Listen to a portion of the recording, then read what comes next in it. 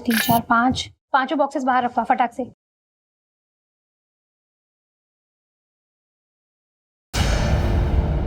अरे रोहन, ये बॉक्सेस वहां क्यों पड़े हैं? कब से रखे हैं वहां? टैग करना है, लेकर आओ। हाँ हाँ मैम, मैं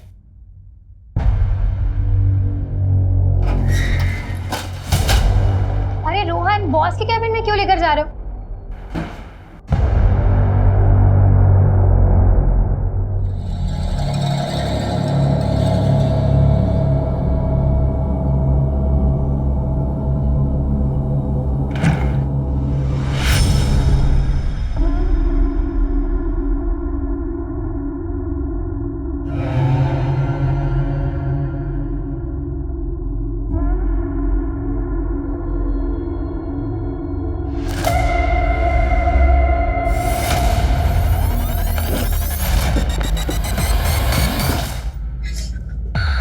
क्या कर रही थी यहाँ?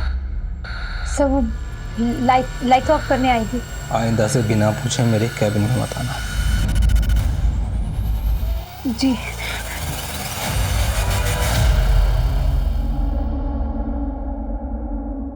पल्लवी, तुम रो क्यों रही हो? जीजू, मैंने ऑफिस में ड्रग्स के पैकेट्स देखे। ड्रग्स? देखो, तुम ना इस समय बिल्कुल मत पढ़ना। तुम्हारा वो जो बॉस है ना प्रशांत, बहुत खतरनाक आदमी है। तुम ऐसा कुछ मत करना, मेरी मानो, कुछ मत करना तुम। मुझे बहुत डर लग रहा है जीजू। तुम डरो मत, मैं हूं ना तुम्हारे साथ। मैं तुम्हें कुछ नहीं होने दूंगा। अपनी हद में रह।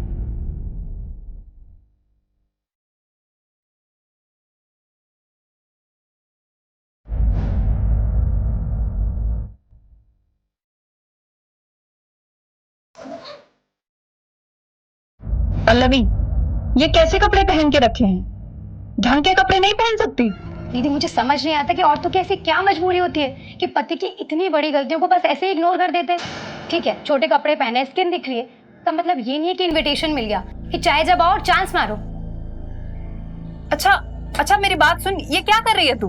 मैं जा रही हूँ। कहाँ जा रही है? अपने एक दोस्त के यहाँ कुछ दिन वहीं रहूंगी और उसके बाद रेंट पर शिफ्ट हो जाऊंगी। सुन, ना तो तू कहीं जाएगी और ना ही अपने बॉस के खिलाफ कोई कंप्लेन करेगी। मैं जा रही हूँ और बाकी सामान बाद में लेकर जाऊंगी। आप सोचिए ना दीदी, जो आदमी आपके घर में रहकर आपकी बहन की इज्जत पे हाथ डाल सकता है, वो बाहर जाकर क्या कुछ नहीं करता होगा।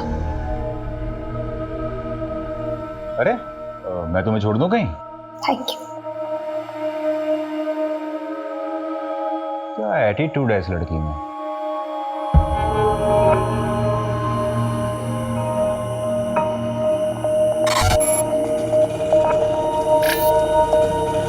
भैया, जानकी नगर जाएंगे। जानकी नगर की ऑटो यहाँ से नहीं मिलेगी मैडम, आगे से राइट मारिए, वहाँ से मिलेगी। Thank you.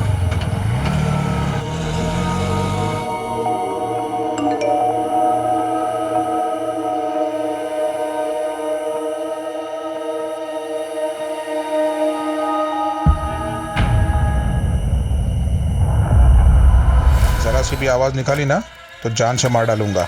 चलो उठ। ये क्या हालत बना रखी है तूने अपनी?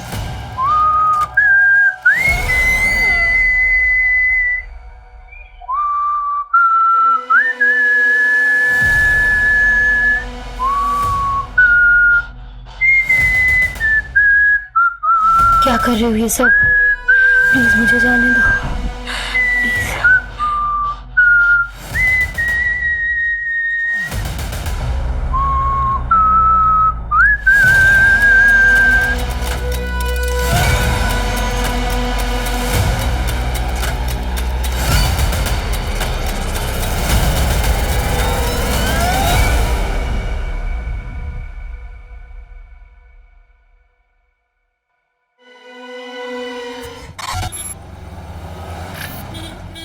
तू एक काम कर, जल्दी जा, जल्दी से अपना बैग रेडी करके आ। नगमा, इतनी देर लगा दी तुम लोगों ने। अरे क्या करेंगे, टेलर ने कपड़े ही नहीं सिले थे, बैठ के सिलाना पड़ा, वरना आयशा क्या पहनती।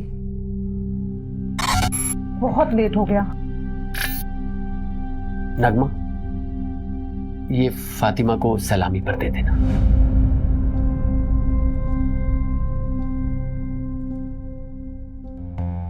आमिर, ये तो बहुत महंगा लग रहा है, इसकी क्या जरूरत थी?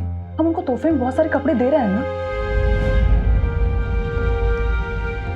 नगमा, तुम्हारी खाला ने हमारे निकाह पर बहुत कीमती सेट दिया था, इतना तो करना ही चाहिए ना। कम से कम तुम उनके ताने सुनने से बच जाओगी। आमिर, लेकिन आगे आयशा का बोर्ड का एग्जाम है, इतने सारे खर्चे हैं, और वैसे भी शादी में बहुत खर्चा हो चुका है।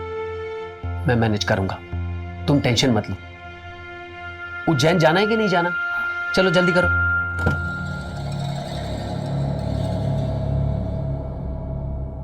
आयशा, अपना लोकेशन ऑन कर लेना और वहां पहुंचकर मुझे फोन करना। अरे आप क्यों चिंता करें, हम फोन करेंगे अब आपको। चलो अब आप टेंशन मत लीजिए, हम लोग अच्छे से पहुंच जाएंगे। ठीक है, ठीक है।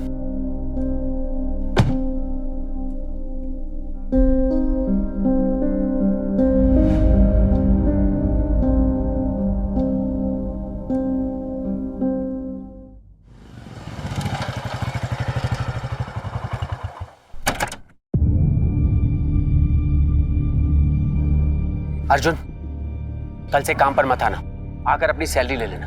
क्या हुआ आमिर भाई, सब ठीक तो है? एक हफ्ते में दूसरी बार कंप्लेंट आई है तुम्हारी। वो तो तुम्हारी बीवी पेट से है, इसलिए मैंने पिछली बार माफ करवा दिया था, पर अब मैं कुछ नहीं कर सकता। कोई दूसरा काम ढूंढ लो। आमिर भाई, क्या है ना कि नई जगह जाऊंगा, नया जॉब ढूंढूंगा, नए दोस्त यार मिलेंगे। अब दोस्ती यार में थोड़ा पीना पाना तो हो गई, उस नशे के चक्कर में कभी आपके घर की असलियत निकल गई तो ना। अरे नहीं नहीं नहीं, नहीं निकले कि नहीं, बोलूँगा नहीं। इन क्या है, नशे में जबान पे काबू थोड़ी है। कमीने, मैंने तेरे साथ इतना कुछ किया और तू मुझे ही धमकी दे रहा है। अब देखता हूँ कैसे ऑफिस में आता है तू, और कैसे अपने बचे हुए 20 दिन की पगार लेता है।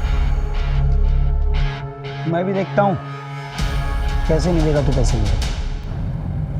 आयशा बेटा, अब्बू को लोकेशन भेजा? कब का भेज दी?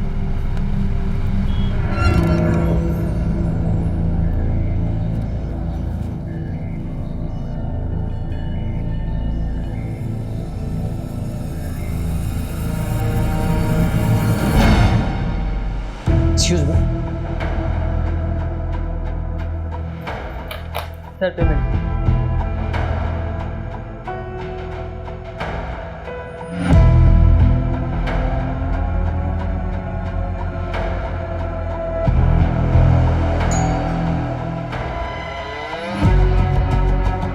कैसी हो रोशनी?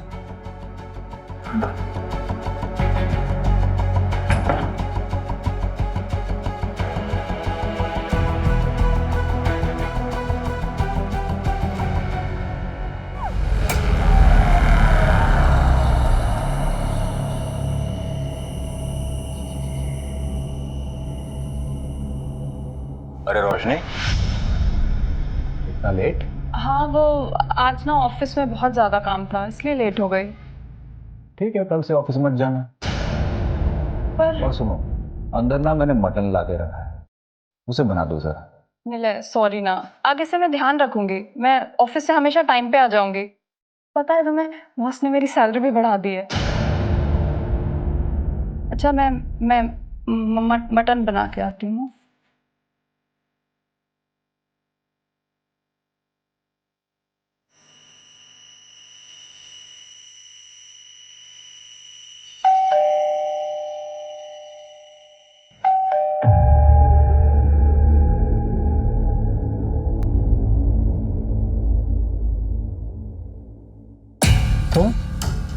तुम्हारी हिम्मत कैसे हुई यहाँ आने की? यहीं रुको, मैं बताता हूँ तुम्हें। सर, आज सुबह ही बीवी नगमा और बेटी आयशा उज्जैन से लौटे हैं।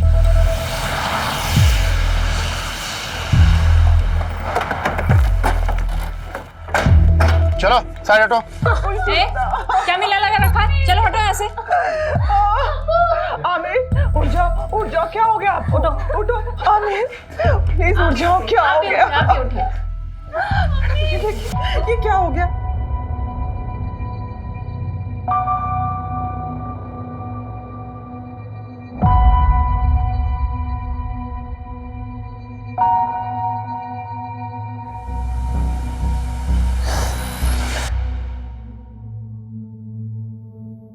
देखिए नगमा जी, मैं जानता हूं कि ये सही वक्त नहीं है, लेकिन इन्वेस्टिगेशन भी जरूरी है। आप हमें बता सकती हैं कि जब आप यहाँ वापस आई तो आपने सबसे पहले क्या देखा?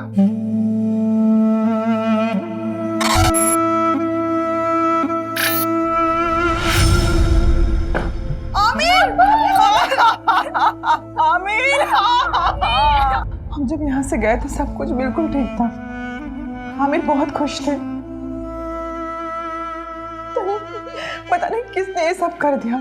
सर, हमारे आने के पहले कुछ मोहल्ले वालों ने यहाँ भीड़ लगा रखी थी। पूरा क्राइम सीन कंटामिनेट कर दिया ऐसा। आई डाउट कि फॉरेंसिक वालों को यहाँ ज़्यादा कुछ मिलेगा। ठीक है, जो कुछ भी पॉसिबल हो उनको बोलो कि एविडेंस कलेक्ट करें।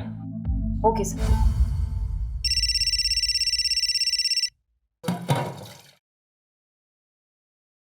हेलो हेलो दीदी, दीदी प्लीज मुझे बचा लीजिए। नहीं मुझे नहीं पता मैं कहाँ हूँ, पर प्लीज दीदी मुझे बचा लीजिए, वो मुझे मार देगा। कौन मार डालेगा पल्लवी? दीदी प्लीज प्लीज।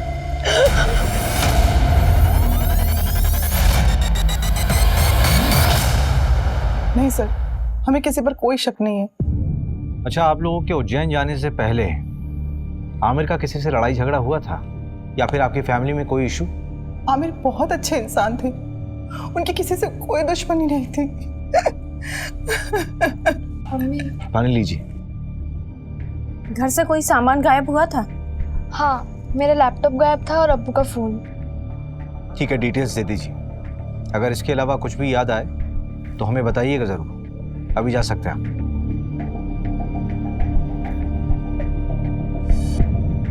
मंजू, इस आमिर का बैकग्राउंड निकालो। Okay sir. आखिर ऐसा कौन हो सकता है जो उससे इतनी नफरत करता हो?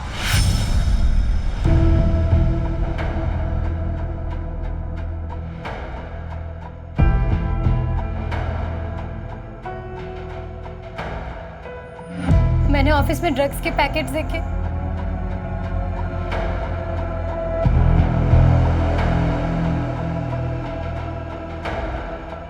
रोशनी? आमिर, रोशनी तुम इतने सालों बाद कैसी हो? क्या बात है, कुछ परेशान लग रही हो। सब ठीक तो है ना? आमिर मुझे तुम्हारी हेल्प चाहिए। हाँ हाँ बोलो। गुड मॉर्निंग सर, मैं रोशनी वर्मा जॉब इंटरव्यू के लिए आई हूँ। यस, कम इन। आमिर ने बताया था मुझे। फाइल? Yes sir. तो ये तुम्हारी पहली जॉब है? Yes sir. कंप्यूटर नॉलेज है? जी सर, पूरी मेहनत से काम करूंगी। मेहनत से नहीं रोशनी, स्मार्टनेस से काम करना होगा। करोगी ना? जी। आमिर के अकाउंट से एक होटल में रेगुलर पेमेंट्स दिखा रहा है, ऑलमोस्ट एवरी वीक। मैंने उस होटल में फ़ोन किया था तो वहाँ के रिसेप्शनिस्ट ने बताया कि आमिर यहाँ एक औरत के साथ आया करता था और दिए गए आईडी के मुताबिक उस औरत का नाम रोशनी वर्मा है। ये देखिए। इसका मतलब आमिर का एक्स्ट्रा मैरिटल अफेयर था। सर फिलहाल तो ऐसे ही लग रहा है। मैंने उस होटल की सारी सीसीटीवी फुटेजेस मंगा ली है। ये देखिए सर, ये वाली फुटेज, ये मर्डर के 2 दिन पहले की है।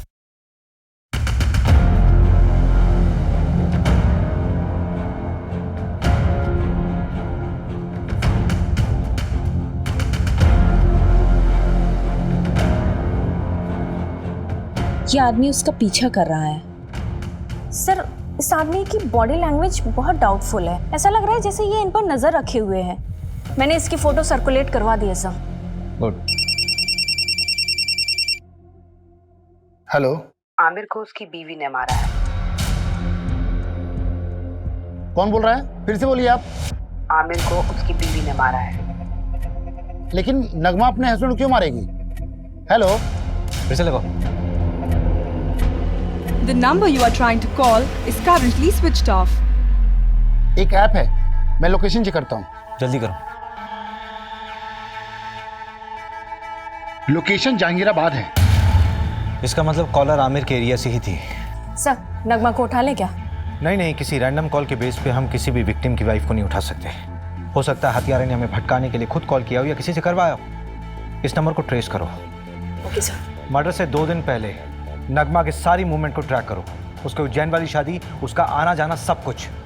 Okay sir. मैं जी जान लगा दूंगा रोशनी, बल्कि मैंने तो कल की ही मीटिंग सेट की है, तुम टेंशन मत लो। मैं तुम्हारी बहन को कुछ नहीं होने दूंगा। आमिर, अपना ध्यान रखना, प्रशांत बहुत खतरनाक है।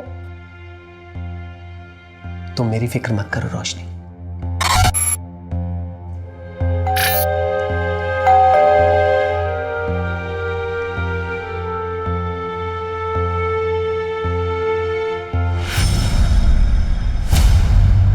हमारा कोई अफेयर नहीं था। मैं और आमिर तो एक कॉलोनी में रहते थे और बचपन से ही एक दूसरे को जानते हैं। और वापस अभी 4-5 महीने पहले ही मेरी उससे मुलाकात हुई थी। ये चोट कैसे लगी? क्या हुआ है? कुछ नहीं मैम, वो किचन में काम करते टाइम लग गया। तुमने कहा कि आमिर सिर्फ तुम्हारा दोस्त था, बचपन का दोस्त, तो फिर होटल में क्यों मिलते थे? क्या हुआ रोशनी? ये पुलिस क्यों आई है? तो आमिर का मर्डर हुआ है, उसी सिलसिले में पूछताछ करने के लिए आए हम लोग। कौन आमिर? वो मेरी कंपनी में सिक्योरिटी एजेंसी का सुपरवाइजर था। हाँ तो ये तुमसे पूछताछ क्यों कर रहे हैं? देखिए ये वहां ना 9 से 6 जॉब करने जाती है, रिश्तेदारी निभाने नहीं। तुम कभी मिले हो आमिर से? मैं क्यों मिलूंगा? आप लोग बात किसके बारे में कर रहे हैं मैं तो ये तक नहीं जानता। अच्छा, ये देखो, कुछ याद आया? चल आने चल। सर मैंने कुछ सब याद कराता हूँ, चल। अरे मेरी कोई गलती नहीं, मुझे क्यों लेके जा रहे हो? अरे मैंने कुछ नहीं किया, छोड़ो मुझे। सर मैंने आमिर का मर्डर नहीं किया है। अगर तूने आमिर का मर्डर नहीं किया तो तूने झूठ क्यों बोला कि तू आमिर को नहीं जानता? तो क्या सच बोलता? क्या आमिर मेरी बीवी के साथ होटल में जाता है? क्या करते आप लोग? सहानुभूति देकर छोड़ देते? नहीं ना। वैसे आमिर का मर्डर हुआ कभी है? 23 तारीख को। 23 तारीख को तो मैं यहाँ था ही नहीं, मैं तो इंदौर में था अपने दोस्त के यहाँ। चल नंबर बता तेरे दोस्त का। लिख लीजिए नंबर, लेकिन फोन नहीं लगेगा उसका। क्यों? क्योंकि वो दुबई चला गया है।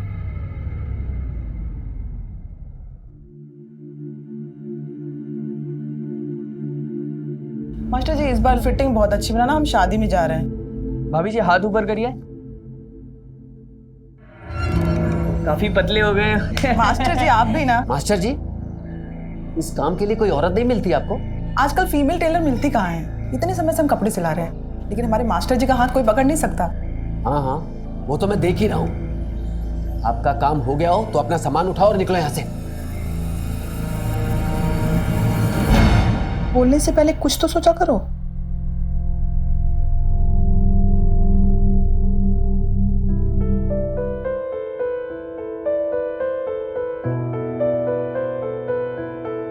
हैप्पी बर्थडे नगमा।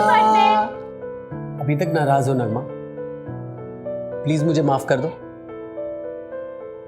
और वो जो टेलर मास्टर के सामने आपने किया, वो क्या सोच रहे होंगे वो? अच्छा तो माफी से काम नहीं चलेगा, तो मुर्गा बन जाता हूं मैं। अच्छा बस, अब ज्यादा नौटंकी करने की जरूरत नहीं है, चलो उठो। Happy birthday to you, happy birthday to you.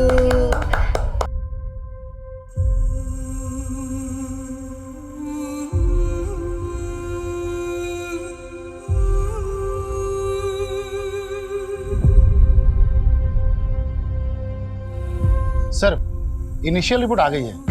Aamir को करीब रात 11 से 1 के बीच मारा गया। जिस कैब से वो लौटे थे वो ट्रैक किया? नहीं, ऑनलाइन बुक कैब होती तो इजीली ट्रैक हो जाता। वैसे उज्जैन के सारे ड्राइवर से बात हो रही है। सर, उज्जैन से एक और बात पता चली है। नगमा का शादी से पहले किसी फरहान नाम के लड़के से अफेयर था।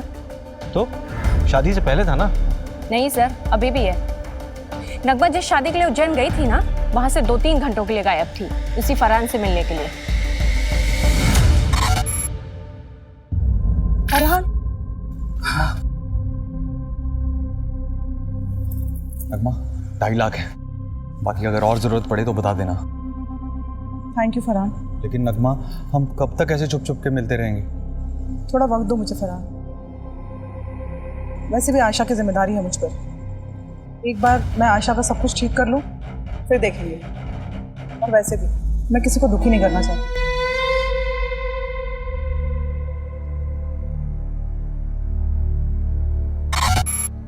तो ठीक है, बैठ।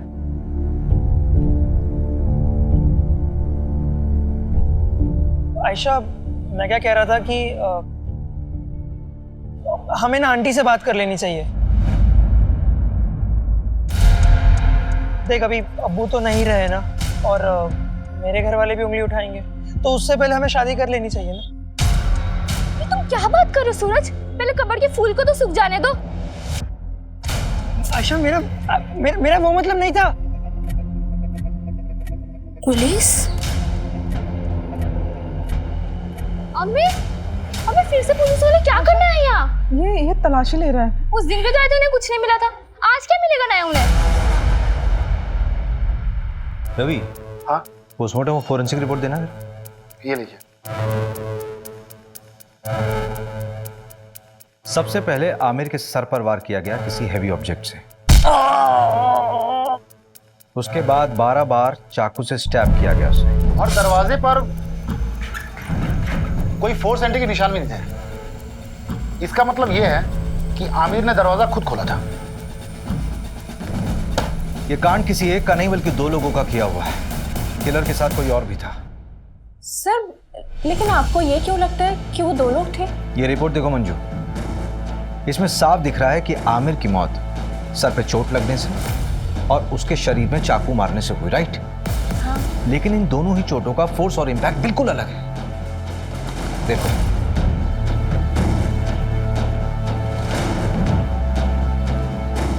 एक काम करो, इस घर की एक बार फिर से अच्छे से तलाशी लो। ठीक है। Okay sir.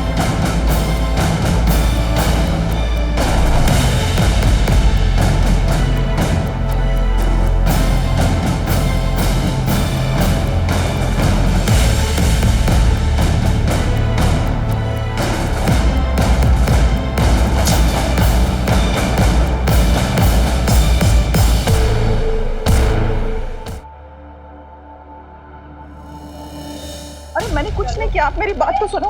मैंने कोई खून नहीं किया। आयशा, आपको नहीं मार सकती है। हम तो शादी में उज्जैन गए थे, अम्मी नहीं कर सकती हैं। आयशा, उन्होंने कुछ नहीं किया। मैडम, मैंने कुछ नहीं किया। मेरी बच्ची अकेली है। अम्मी, अम्मी।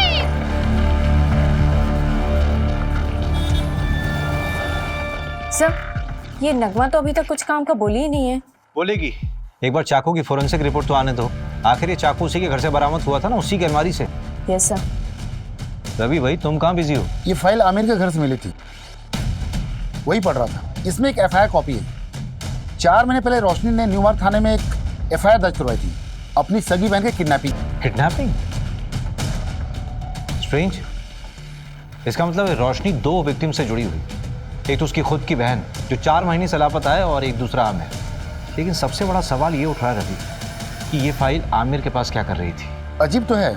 ये देखिए, इस फाइल में ना कई सारे एड्रेसेस हैं, और ये फोटो देखिए आप।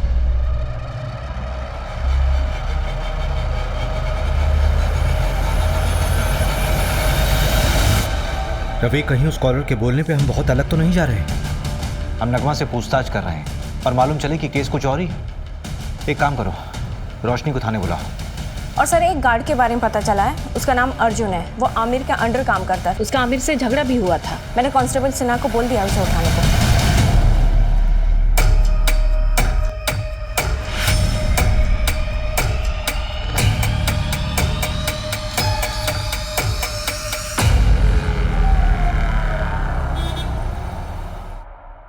सर, मैं सच कह रहा हूँ, मैंने कुछ नहीं किया। मैंने किसी को नहीं मारा है। हाँ, आमिर से गुस्सा जरूर था क्योंकि वो नौकरी से निकालने की बात कर रहा था, और उसके मर्डर के बाद मुझे किसी ने नहीं बोला कि काम पे वापस मत आओ।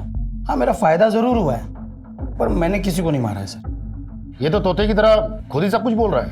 हाँ सर, वो हमारे साथ का ही था। बस सुपरवाइजर बनने के बाद उसको अचानक बहुत गुस्सा आने लगा। हर छोटी छोटी बात पे चिढ़ जाता था।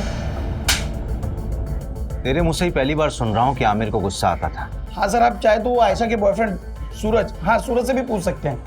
मैंने ही पकड़ा था उन दोनों को मार्केट में, और आमिर को खबर देके मैंने ही बुलाया था। गैर मजहबी लड़के के साथ घूमती है, ये आजादी दी थी मैंने तुझे। मेरे नीचे काम करने वाला अर्जुन ये मुझे फोन करके बताता है कि अपनी बेटी को संभाल लो।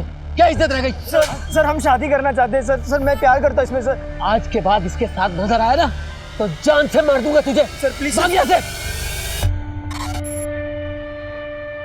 पल्लवी के लिए मैं कहाँ कहाँ नहीं भागी सर, पर किसी ने मेरी मदद नहीं की। सिर्फ आमिर मेरी मदद कर रहा था। पल्लवी की कोई दोस्त थी जहां वो गई थी, उसका नाम या पता मालूम चल सकता है? पता नहीं, उस दिन पल्लवी ने मेरे किसी मैसेज का रिप्लाई नहीं किया। मुझे लगा शायद गुस्सा है इसलिए नहीं किया। फिर अचानक एक दिन कॉल आई और तब मुझे पता चला कि वो किडनैप हुई है। पर प्लीज दीदी मुझे बचा लीजिए, वो मुझे मार देगा। मुझे पता है सर, ये सब उस प्रशांत का किया धरा है। मेहनत से नहीं रोशनी, स्मार्टनेस से काम करना होगा। नाम के लिए तो उसकी एक कुरियर एजेंसी है, लेकिन असली पैसा ड्रग्स बेच के कमाता है। कुरियर बॉक्सेस में ड्रग्स डाला जाता है और लोगों को कुरियर की तरह डिलीवर किया जाता है। और क्योंकि ये सब लोकल डिलीवरी होती है इसलिए कभी चेकिंग में भी नहीं आता। पल्लवी ने ड्रग्स देख लिया था। सब मेरी गलती है सर, मुझे उसे अकेले जाने ही नहीं देना चाहिए था। मेरी मदद तो पुलिस ने भी नहीं की। प्रशांत का नाम तक नहीं लिखा है एफआईआर में। उल्टा मुझसे कहने लगे कि तुम्हारी बहन किसी के साथ भाग गई होगी। हम ढूंढेंगे उसे, इट्स अ प्रॉमिस। तो जब हम तुम्हारे घर आए थे तब क्यों नहीं बताया था ये सब?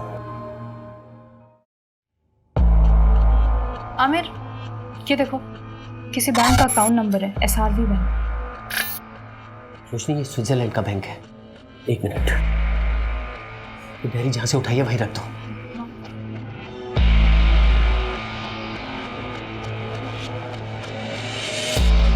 रोशनी इधर आओ। ये प्रशांत की प्रॉपर्टीज के पेपर है, उसके नाम कई प्रॉपर्टीज है। आमिर, शायद यहीं कहीं रखा हो उसने पल्लवी को। चलो हम अभी चेक करके आते हैं सारे एड्रेस। नहीं नहीं नहीं रोशनी, अभी बहुत लेट हो चुका, तुम घर जाओ। लेकिन मेरे पल्लवी, हड़बड़ी का काम नहीं है, बहुत रिस्की है। हम लोग कल मिलेंगे। चलो अभी इसको वापस रखो। चलो चलो चलो जल्दी चलो।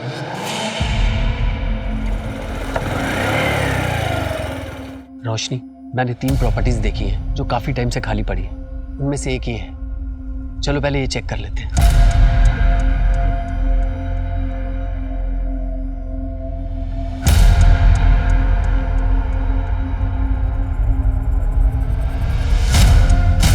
रोशनी, यहां तो कोई नहीं। चलो दूसरी प्रॉपर्टी में देखते हैं।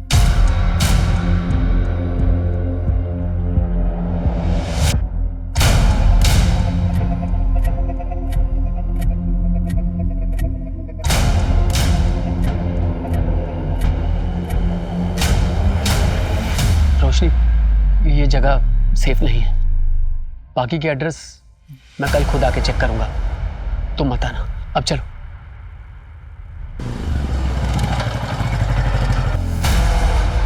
रोशनी, तुम टेंशन मत लो, मैं पल्लवी को ढूंढ लूंगा। आमिर, अभी मैं घर निकलती हूँ। अगर निलय मुझसे पहले आ गया ना तो बहुत प्रॉब्लम हो जाएगी।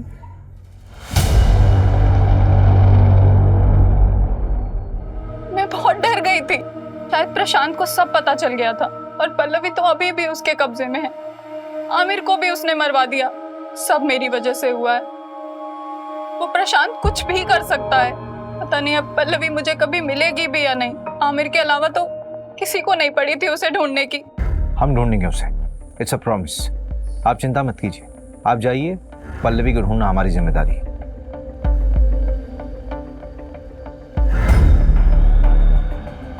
रवि, जिस नंबर से पल्लवी ने कॉल किया था उसकी डिटेल्स निकालो और इस कॉलर का भी इन्वेस्टिगेशन स्पीड अप कर दो जिसने आमिर की वाइफ का नाम लिया था। इस प्रशांत को यहाँ बुलाओ। ठीक है, उसे बुलाता हूँ थाने। लेकिन काफ़ी टाइम हो गया, पल्लवी जिंदा मिलेगी मुश्किल लगता है।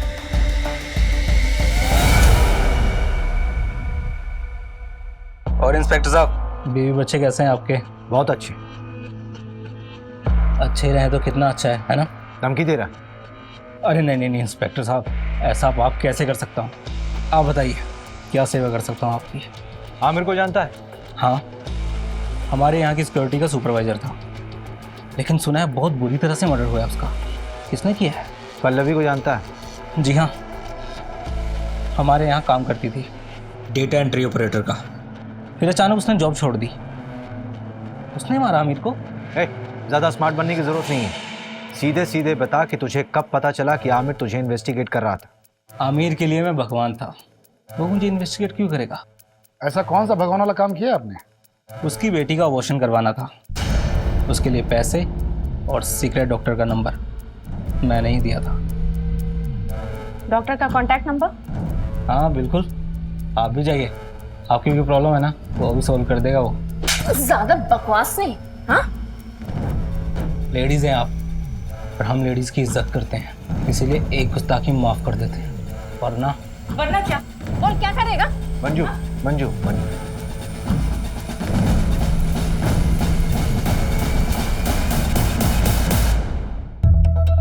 नहीं सर, हमारे यहाँ ऐसा कुछ भी गलत काम नहीं होता। एक तो बिना पुलिस को इन्फॉर्म किए एक नाबालिग लड़की का अबॉर्शन करा दिया, ऊपर से झूठ बोल रहे हो। अभी तो सिर्फ तुम्हारा लाइसेंस रद्द करूंगी, अगर और झूठ बोला ना तो सीधा जेल में डाल दूंगी। नहीं मैडम, ऐसा मत करना, मैं आपको सच्चाई बताता हूँ। आमिर 4 हफ्ते पहले आया था अपनी बेटी को लेके अबॉर्शन के लिए। आयशा, अभी तो सिर्फ 2 महीने हुए हैं, अभी तो अबॉर्शन हो सकता है। और आमिर, तेरी बेटी तो अभी नाबालिग है, पुलिस केस हो सकता है। डॉक्टर साहब, मेरे बच्चे की जिंदगी खराब हो जाएगी। वो लड़का इसकी क्लास का है, उसे जब खबर मिली तो वो घबरा गया। डॉक्टर साहब, आप इसका अबॉर्शन कर दीजिए, हमें कोई पुलिस केस नहीं करना। नहीं अब्बू, जो कुछ हो रहा है तेरे अच्छे के लिए हो रहा है। मैं ताने सुन सकता हूँ, लेकिन तू ताने नहीं सुन सकती। छोटे बच्चे की परवरिश करना इतना आसान नहीं है, खासकर जब उसका बाप उसके साथ ना हो। अब्बू ने मेरा साथ दिया था। तुम्हारा अबॉर्शन हुआ तो डेफिनेटली तुम्हें सूरज से भी मिलने से रोका गया होगा, तो क्या इन सारी बातों को लेकर सूरज गुस्सा था क्या आमिर से? देखिए, ना सूरज ने अब्बू को मारा है और ना अम्मी ने अब्बू को मारा है। आप शुरू से गलत इन्वेस्टिगेट कर रहे हो। देखो आयशा, अगर तुम्हें ये लगता है कि तुम्हारी मम्मी बेवजह लॉकअप में बंद है तो तुम्हें ही उनकी मदद करनी होगी ना, नहीं तो वो जिंदगी भर किसी और के जुर्म की सजा काटती रहेंगी। नहीं, ऐसा बिल्कुल नहीं होगा। वकील ने कहा कि उनकी कल तक जमानत हो जाएगी, इसके बाद वो कभी भी जेल नहीं जाएगी। अम्मी ने कुछ भी नहीं किया है, इसलिए आप लोगों को कोई सबूत नहीं मिल रहा है। अब आप जाइए। न्यू मार्ग थाने बात हुई, लोकल पुलिस ने पल्लवी केस में प्रशांत से पूछताछ की थी, लेकिन उन्हें भी प्रशांत के खिलाफ कुछ भी नहीं मिला। हो सकता है पल्लवी अपनी मर्जी से कहीं गई होगी। जिस नंबर से पल्लवी ने कॉल किया था वो नंबर भी ट्रेस नहीं हो रहा है, फेक आईडी पे लिया गया था और स्विच ऑफ हो गया। पर सर, पल्लवी को गायब करने का मोटिव तो बनता है प्रशांत के पास। नगमा का एक्स बॉयफ्रेंड फरहान का भी कुछ पता नहीं। हाँ, एक बात पता चली है, उसने नगमा को 2.5 लाख रुपए उधार दिए थे। 2.5 लाख है, बाकी अगर और जरूरत पड़े तो बता देना। अब इतने पैसों की उसे क्या जरूरत पड़ी, ये तो नगमा ही बता सकती है। ऊपर से मिस्ट्री कॉलर का अभी तक नहीं पता लगा जिसने नगमा का नाम लिया था। टेक्निकल टीम ने बताया कि यूज किया हुआ सिम और फोन दोनों ही फर्जी तरीके से खरीदे गए थे। हो सकता है बाद में डिस्ट्रॉय कर दिए होंगे, क्योंकि दोबारा उनसे कॉल नहीं हुआ है। इसका मतलब we are back to the square one here. हमारे पास सिर्फ ये सीसीटीवी फुटेज है जो पल्लवी की किडनैपिंग साइट से हमें कैमरे के थ्रू मिली। देखते हैं क्या होगा इसमें।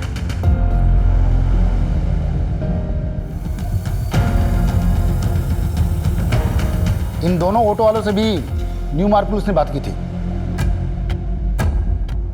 पल्लवी ने यहीं पे उन 2 ऑटो वालों से बात की थी। इसी कैमरे का फुटेज देखा था ना हमने। हाँ, फुटेज के मुताबिक पल्लवी ने यहाँ से राइट लिया हो, लेकिन आगे तो कॉलोनी का एंड हो रहा है, आगे का पूरा रास्ता सुनसान है। पल्लवी यहाँ से कहाँ गई होगी? यहाँ से सीधे कुछ दूरी पर एक बहुत बड़ी फैक्ट्री है जो अब खंडर बन चुकी है, वहाँ चलकर देखें क्या? चल।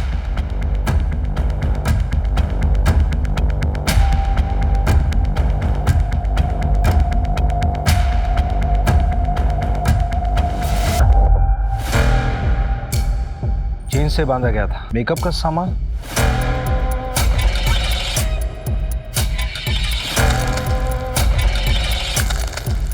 ये न्यूज़पेपर 3 हफ्ता पुराना है, इसका मतलब कम से कम 3 हफ्ता पहले कोई यहाँ होगा। कहीं किडनैपर्स ने पल्लवी को यहाँ तो नहीं रखा होगा। सबसे पहले तो ये पता करो कि प्रॉपर्टी किसके नाम पे है। ठीक है, जल्दी। रवि, इंजेक्शन।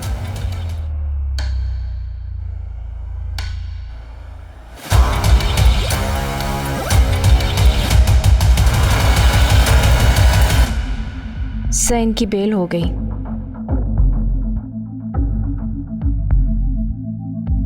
मेडिसिन की बाहर की लिस्ट आई है। कोई लीड मिला प्रशांत से कनेक्टेड? एक लीड है, नाम देखकर आप हैरान हो जाएंगे। हाईलाइटेड नाम देखिए।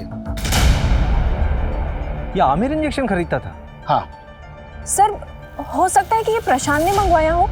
प्रशांत ने आमिर की मदद की थी वो आयशा के अबॉर्शन केस में, तो शायद इसलिए आमिर ने उस एहसान के चलते प्रशांत का ये काम किया हो। और हो सकता है आमिर को ये पता भी ना हो कि वो इंजेक्शन क्यों खरीद रहा है, क्योंकि वो खुद पल्लवी को ढूंढ रहा था। लेकिन प्रशांत के खिलाफ हमारे पास कोई सबूत नहीं है। एक है, हल्का कनेक्शन है, पर एक मिला है। जिस लोकेशन में पहुंचे थे वो एक कंस्ट्रक्शन कंपनी के अंडर है, गंगवार कंस्ट्रक्शन। और इस गंगवार कंस्ट्रक्शन प्राइवेट लिमिटेड में 21% का स्टॉक होल्डर है प्रशांत।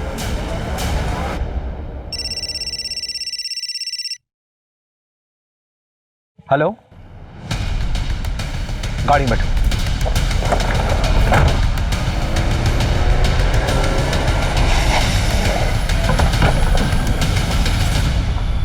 किधर?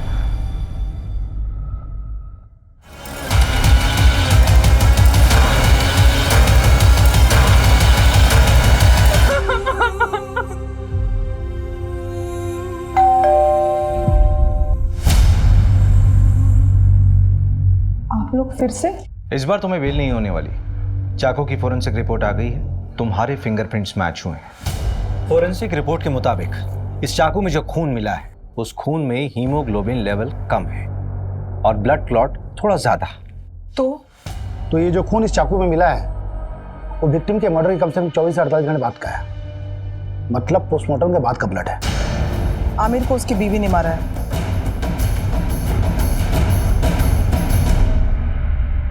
मैं अपना जुर्म कबूल करती हूँ, मैंने ही आमिर को मारा है। झूठ बोल रही हो तुम नगमा। मर्डर रात के 11 बजे से 1 बजे के बीच में हुआ। रात के 10 बजे तो तुम देवास टोल क्रॉस कर रही थी और रात के 2 बजे सीहोर टोल। इसका मतलब ये हुआ कि जब मर्डर हुआ उस वक्त तुम रास्ते में थी और करीब 3:30 बजे तुम घर पर वापस लौटी।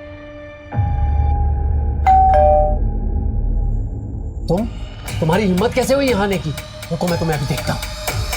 तू चल मेरे साथ चल। अब जो मैं कहूंगी तो वही करेंगे। चल। आयशा बोलो, क्यों किया ये सब? देखो मैं जानता हूँ तुम दूसरी कैब करके पहले ही भोपाल पहुंच गई थी और तुम्हारी माँ नगमा बाद में अकेली आई थी। देवास टोल नाके के सीसीटीवी फुटेज में तुम्हारी माँ कैब में अकेली दिखाई दे रही है।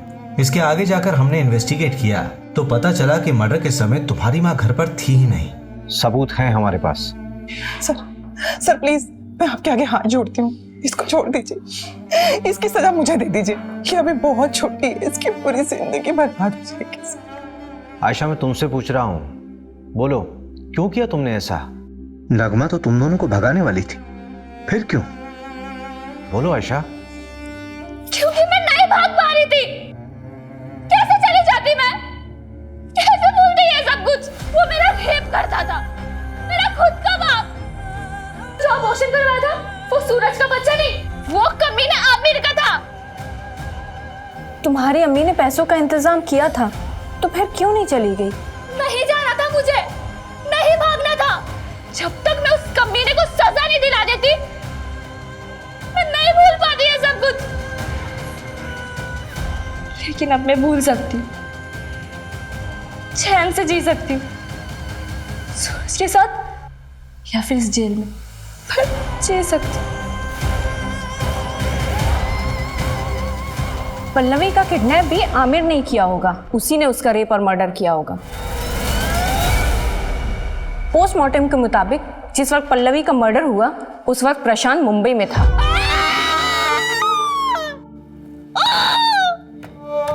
जिस तरह से इस केस में आरोपी खुद इस केस का सबसे बड़ा पीड़ित साबित हुआ है और पीड़ित इस समाज का सबसे बड़ा दरिंदा, उसको देखते हुए इस केस को रेयर ऑफ द रेयरेस्ट की श्रेणी में रखना गलत नहीं होगा। सारे सबूतों के बिना पर आमिर मलिक मर्डर केस में ये juvenile justice board Ayesha Malik को 3 महीने की सजा सुनाती है और इस दौरान वो जमानत की अर्जी भी लगा सकती है। सब inspector Sandeep Gawai, PSI at Belkadi police station. Sir वो टॉपर थे स्टाफ सिलेक्शन में, ईमानदार एंड ऑनेस्ट मैन। बॉडी कब मिली? सकाळी 7:30 के आसपास। सुनसान सड़क थी सर। लोकल पुलिस का कहना है कि हिट एंड रन केस हो सकता है। हिट एंड रन है या कुछ और, इसका पता हम लगाएंगे सुधार। हो सकता है जो उन्हें 6 दिख रहा हो असल में वो 9 हो। उनके सीनियर से पता चला है वो काफी आइडियल पर्सन थे। कहीं पढ़ा था sir, ideal is not a real. जैसे अभी आपने बताया ना वो 6 और 9 के बारे में। फिर भी एक पुलिस वाले को कोई क्यों मारेगा? वही पता लगाना है रश्मि। अरे आप हमें रोक क्यों रही हैं? क्या हुआ है यहाँ? साहिबा तो जाना। सर बताइए यहाँ पे क्या हो रहा है? सर बताइए यहाँ पे क्या हो रहा है? पीछे हटिए, पीछे हटिए, पीछे हटिए। रुको, देखिए मैं पत्रकार तो हूँ नहीं जो यहाँ वहाँ की बातें सुन के स्टेटमेंट बना दूँ। पुलिस वाला हूँ, अभी अभी आया हूँ, जांच करूंगा, उसके बाद ही कुछ कहूंगा। रवि साहेब, ये है Vijay Sharma. Hello sir. Sub inspector Rashmi आणि API सिद्धार्थ. काय वाटतंय नितिन? सर विश्वास बसत नाहीये. हमारा तो पूरा डिपार्टमेंट शॉक है. आज सवेरे कुछ बच्चे लोग यहाँ खेलने आए थे, उन्होंने इन्फॉर्म किया. सर देखने में तो ये हिट एंड रन का केस लगता है. और वहाँ वो टायर के निशान देखे तो लगता है सर कोई मीडियम साइज का ट्रक या तो फिर टेम्पो होगा.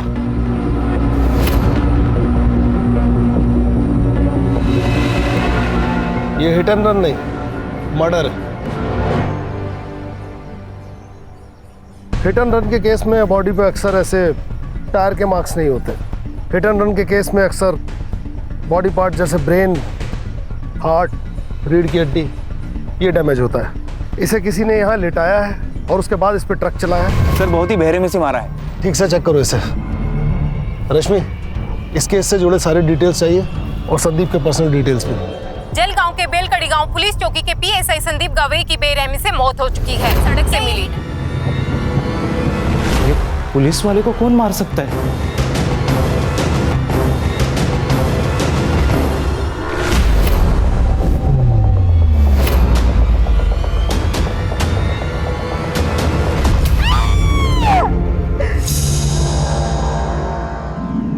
सर, संदीप की मां ये मानने को तैयार ही नहीं है कि संदीप की मौत हो चुकी है. कैसे मानेगी सर? संदीप के सिवा उसका दुनिया में कोई नहीं था. अगले हफ्ते संदीप की शादी थी.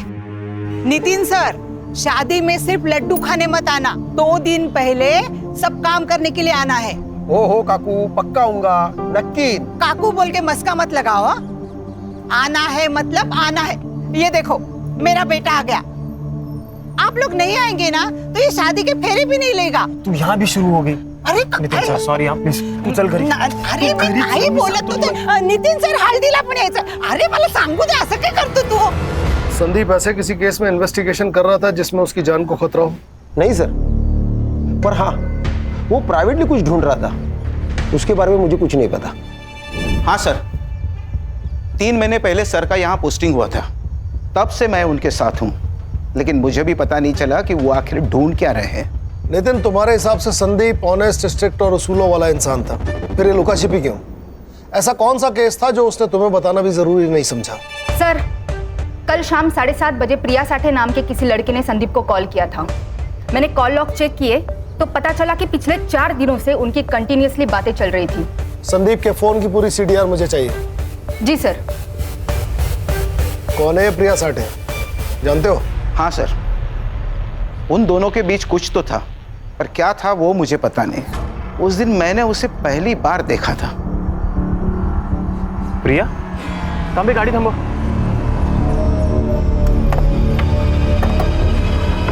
प्रिया,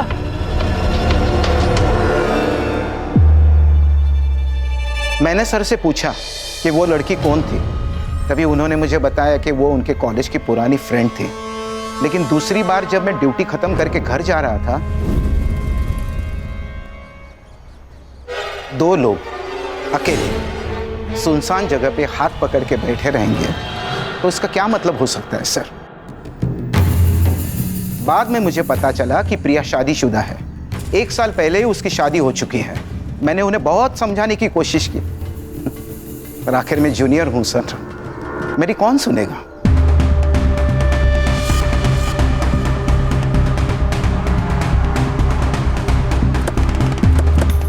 तुम्हारा संदीप के साथ क्या रिश्ता था? हम कॉलेज के दोस्त थे. कॉलेज के बाद किसी से कांटेक्ट नहीं था. हम दोनों भी अभी कुछ हफ्तों पहले ही मिले थे. तुम्हारे पति को पता है तुम्हारे और संदीप के बारे में? नहीं, मैंने उन्हें कभी नहीं बताया. क्यों? क्योंकि मुझे जरूरी नहीं लगा. संदीप और मैं दोस्त है, इससे आप लोगों को क्या प्रॉब्लम है? मैडम, जब दोस्त का मर्डर हो जाएगा तो सवाल उठेंगे और प्रॉब्लम भी होगी. लेकिन मुझ पर क्यों? हो सकता है कि आप दोनों का रिश्ता दोस्त से बढ़कर था और आप दोनों के इस रिश्ते के बारे में आपके पति मकरंद को इस बात का पता चल गया और उसने गुस्से में आकर संदीप का खून कर दिया. ये आप क्या बोल रहे हो? धोखा अक्सर मतलब पूरा होने के बाद ही दिया जाता है. ऐसा कौन सा मकसद था मैडम जो संदीप ने पूरा कर दिया था? बंद कीजिए ड्रामा. संदीप मेरे भाई की तरह था. तो आपके भाई साहब के बारे में आपके पतिदेव को आपने क्यों कुछ नहीं बताया?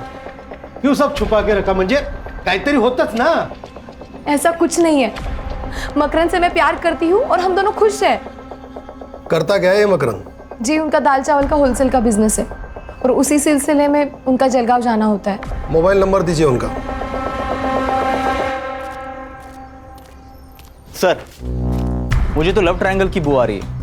लव ट्रायंगल में किसी एक का मरना तय है, ये तो इतिहास में लिखा हुआ है। सुतार, इस मकरंद और संदीप के बारे में सारी डिटेल पता करो, और रश्मि, प्रिया के बारे में सब पता करके बताओ। सर, ये प्रिया तो डॉक्टर राजा आठवले की बेटी है। कौन है डॉक्टर राजा आठवले? सर, कहने को तो ये डॉक्टर है, लेकिन लोग इसे देव मानुस कहते हैं। आरटी एक्टिविस्ट है, लोगों की काफी मदद करता है, लेकिन सर पुलिस से इसकी नहीं बनती, क्योंकि इन्हें हर पुलिस वाला बिका हुआ और करप्ट लगता है।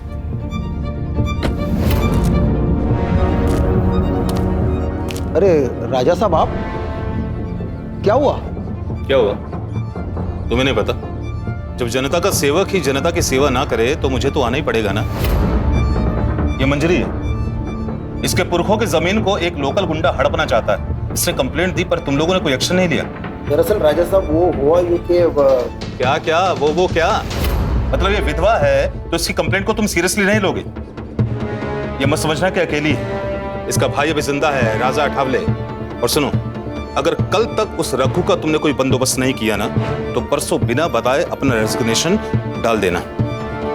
रश्मि, ये तो एक अलग ही एंगल निकल के आ गया। कहीं ऐसा तो नहीं कि प्रिया के पिता डॉक्टर राजा अठावले को संदीप और प्रिया के बारे में पता पड़ गया और उसने गुस्से में आकर संदीप को मरवा दिया? सर, कहने को तो बहुत कुछ हो सकता है, लेकिन हम उस पर डायरेक्ट डाउट नहीं ले सकते। बड़े चाहने वाले हैं उसके। सर, अगर वो इन्वॉल्व है तो पूरे सबूत के साथ जाना पड़ेगा। कहाँ है इस डॉक्टर साहब और देव मानुष का क्लिनिक? आ जाओ। सर, आप निकल रहे हैं? हाँ, आज थोड़ा लेट हो गया। वो मैं आपके लिए मच्छी करी लेकर आई थी। अरे वाह, मतलब तुम्हें मेरा वीक पॉइंट मालूम है कि मुझे मच्छी करी बहुत पसंद है, वो भी तुम्हारे हाथों की। तो ठीक है, थोड़ा लेट और सही। एक काम करो, तुम प्लेट्स लगाओ, मैं हाथ धो कर आता हूँ, ठीक है?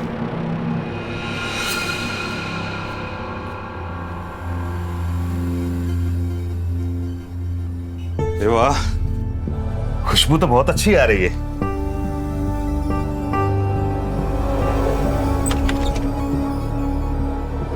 अरे भाई को आना, देख रुक्मिनी फिश फ्राई से लेकर आई है। ताई, या ना, मैं आपके लिए भी प्लेट लगाती हूँ। रहने दो रुक्मिनी, इतने प्यार से जिनके लिए लाई हो उन्हीं को खाने दो, कहीं कम ना पड़ जाए। क्या बोले जा रही हो, पागल हो क्या?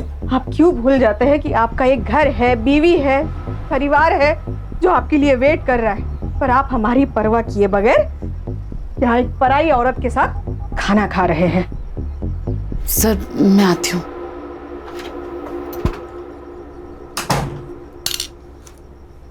मेघा, बोलने से पहले सोच तो लिया करो। कोई विधवा है, उसकी कोई फैमिली नहीं है, अपने पैरों पर स्टैंड हो जाए इसलिए मैंने उसे नौकरी दी, इज्जत की जिंदगी दी। तो तुम हम दोनों के बारे में, शर्म आती है मुझे तुम्हारे ऊपर। तो क्या कहूँ, सुबह क्लिनिक के लिए जल्दी चले जाते हो, रात में लेट आते हो। पेशेंट होते हैं मेघा, इसलिए देर हो जाती है। गंद भरा है तुम्हारे दिमाग में, निकालो से बाहर।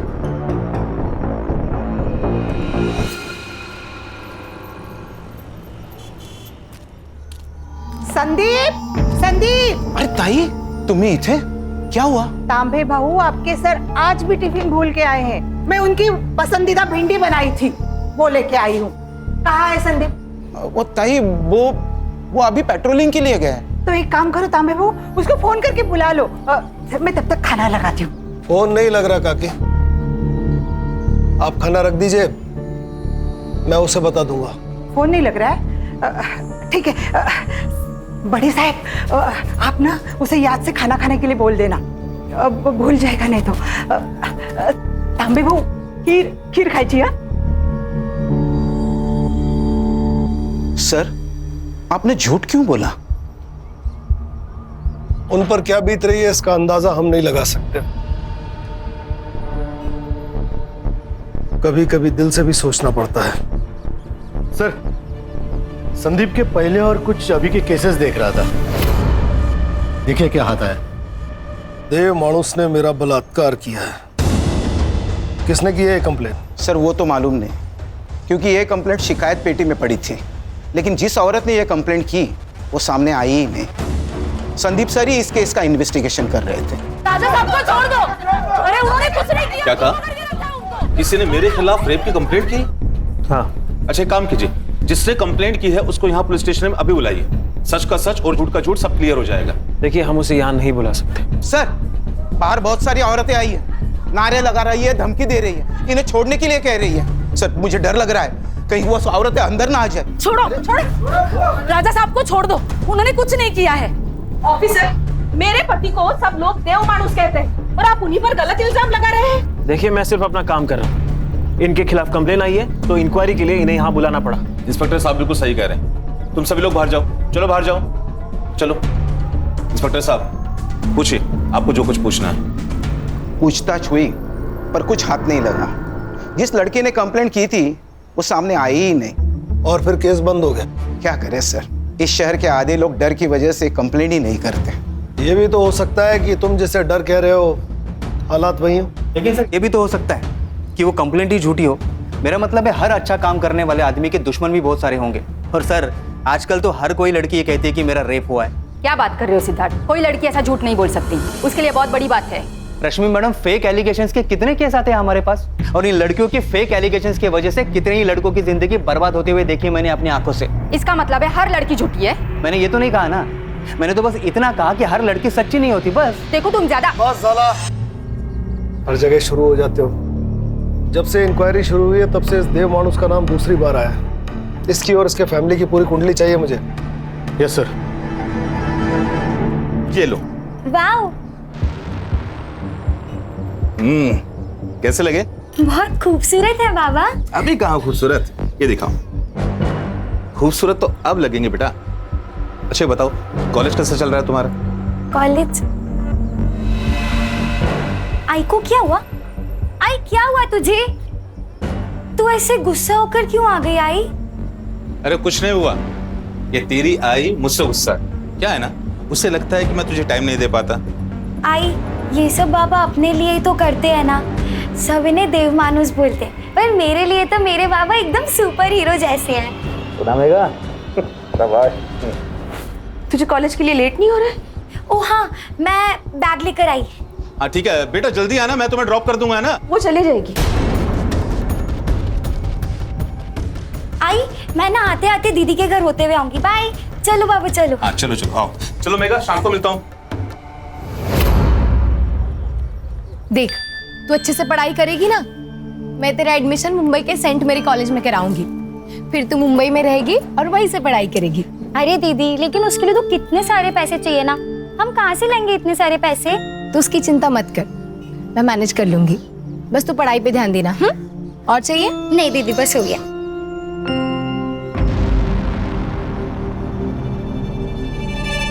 ये कंगन कब खरीदे? ये तो मुझे आज सुबह ही बाबा ने दिए।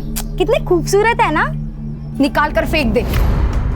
यहाँ हर चीज की कीमत चुकानी पड़ती है नीतू। बिना मतलब के यहाँ कोई किसी के लिए कुछ भी नहीं करता। दीदी वो बाबा है हमारे। सौतेले। और मैं इतना गुस्सा क्यों कर रही हूँ ना, तेरी माँ से जाके पूछ। मुझे किसी से कुछ नहीं पूछना। तू जलती है मुझसे क्योंकि बाबा ने तुझे कुछ गिफ्ट नहीं दिया, मुझे कंगन दिए, इसलिए जा रही हूँ मैं। नीतू, नीतू बात सुन मेरी। नीतू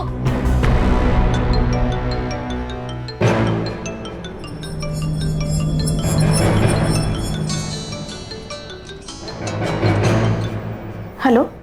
देखकर अनदेखा अच्छा कर लेती है तू माँ है या चुड़ैल? शर्म नहीं आती तुझे?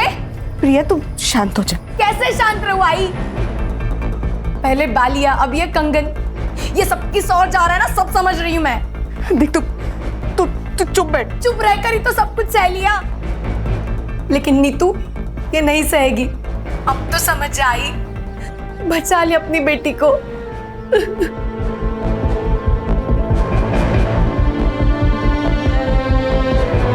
सर पोस्टमार्टम रिपोर्ट के अनुसार संदीप की मौत रात को 11 से 3 बजे के बीच हुई।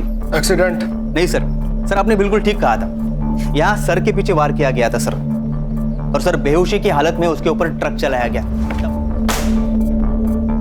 कौन कर सकता है ये सब? प्रिया, मकरन या फिर डॉक्टर राजा अठावले? सर संदीप के कॉल लोकेशन के हिसाब से वो मर्डर वाले दिन रात को 9:30 बजे अपने घर से निकला था और डॉक्टर राजा के क्लिनिक गया था। तब से उसका फोन स्विच ऑफ है। इसका मतलब सर जो कुछ भी हुआ है वो सुनसान सड़क और क्लिनिक के बीच हुआ है। सुतार, कुछ ज्यादा ही शरीफ नहीं है देव मानुस। एक औरत इसके खिलाफ कंप्लेन करती है, संदीप की मौत इसके क्लिनिक की ओर इशारा करती है। सर, ऐसे साधु संत बाबा बहुत देखे हैं मैंने जिंदगी में। एक बुरा काम छुपाने के लिए 10 अच्छा काम करेंगे। सर, अगर ये दोषी हुआ ना तो सबसे पहले इसको मैं ही मारूंगा सर। मैं मारूंगा? आपको लगता है संदीप को मैंने मारा?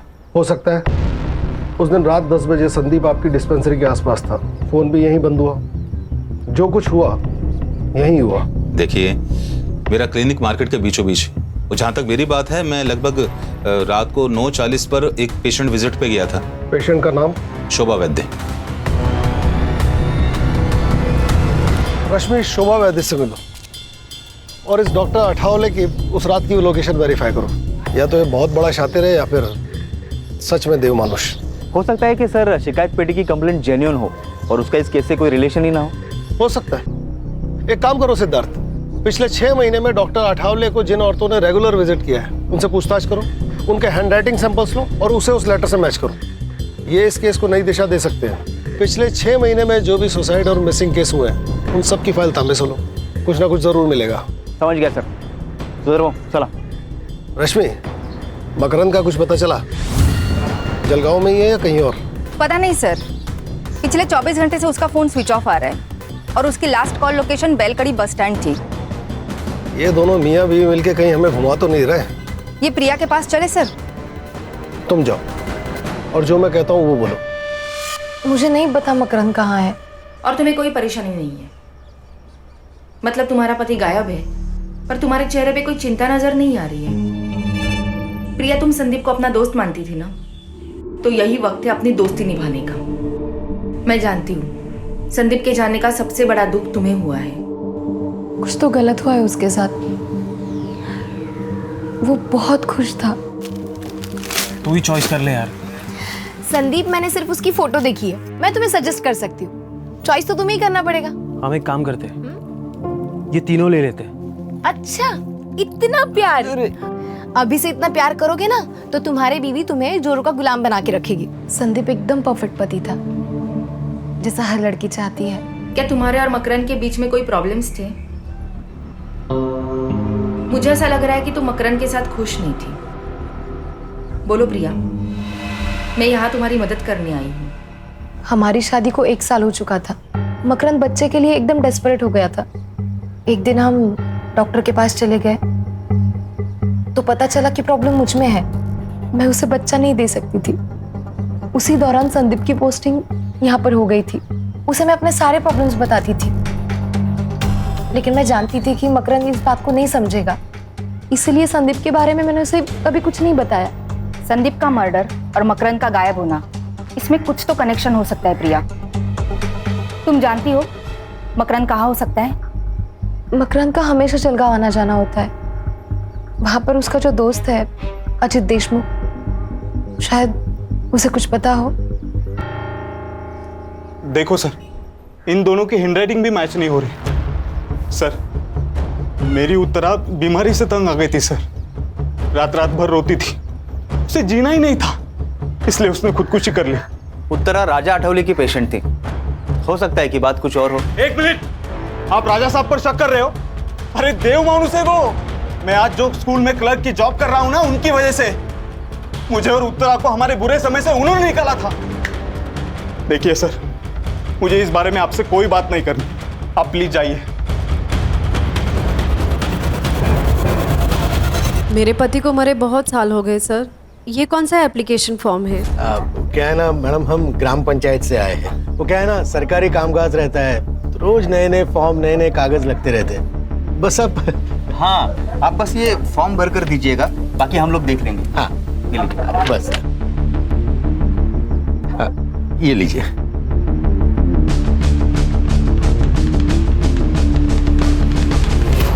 सर, मकरंद से बात हुई और वो उसका दोस्त अजित देशमुख, उससे भी बात हुई। वो दोनों साथ में ही थे। मैंने मकरंद को बुला लिया है, कल वो पुलिस स्टेशन आ जाएगा।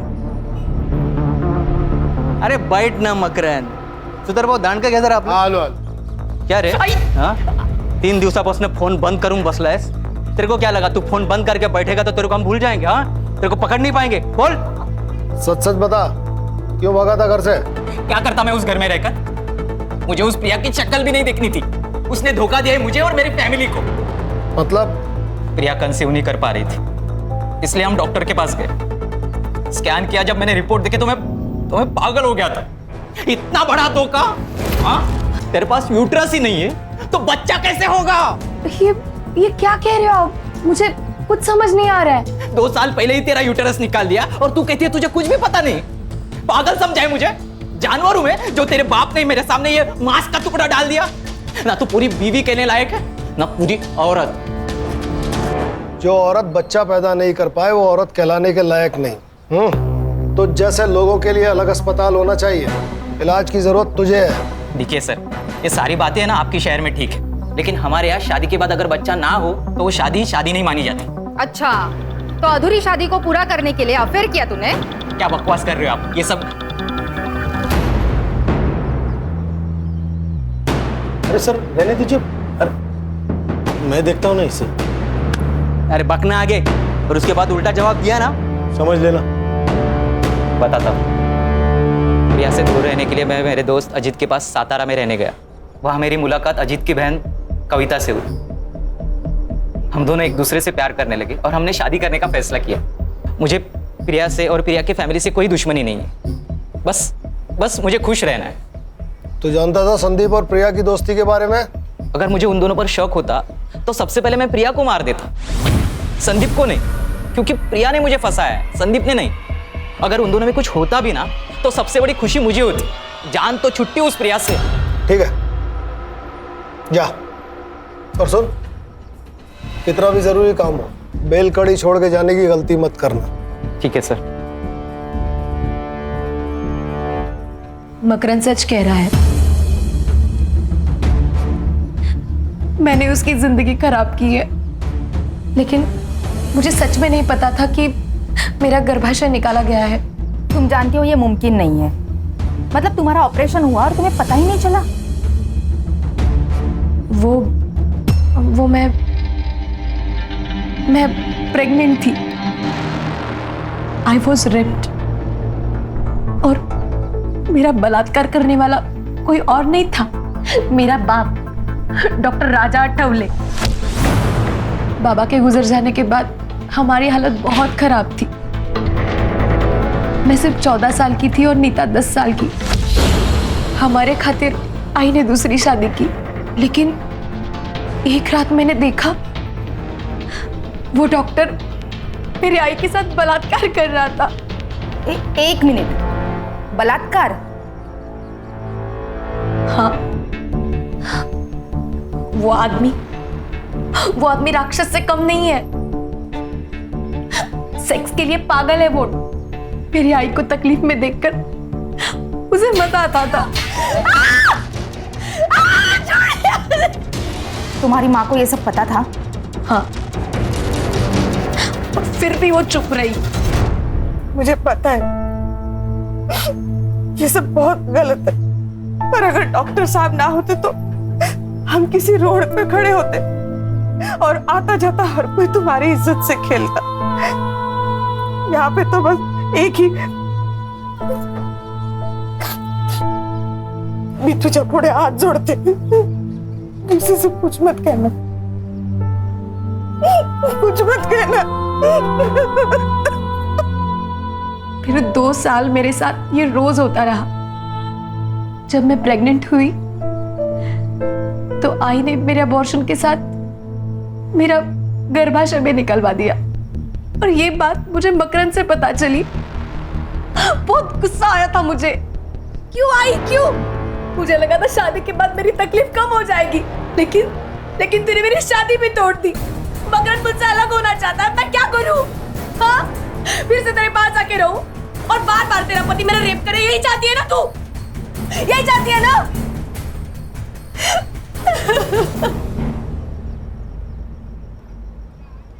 कोई साथ में नहीं था मैडम. किसको बताती? तभी मेरी मुलाकात संदीप से हुई। मैं उसे सब कुछ बताती थी, उसी के सामने रोती थी। चुप रहकर कुछ नहीं मिलेगा प्रिया, तुम्हें बोलना पड़ेगा। सब खत्म हो जाएगा संदीप। तो अब क्या ठीक चल रहा है प्रिया? देखो, अगर तुम ऑफिशियल रेप की कंप्लेंट नहीं डालोगे तो मुझे ये केस अपने हिसाब से हैंडल करना पड़ेगा। और कुछ भी हो जाए, मैं तुम्हें इंसाफ दिलवा कर ही रहूंगा।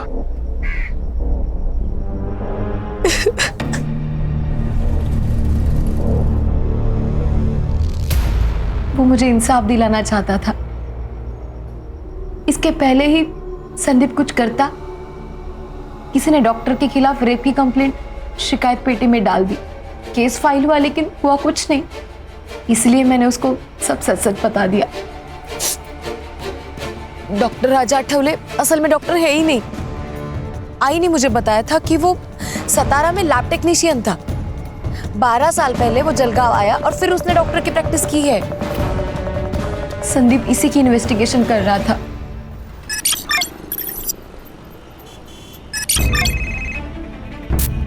हाँ बोलो सुतार। सर, शिकायत पेटी की हैंडराइटिंग मैच हो गई सर। किसके साथ?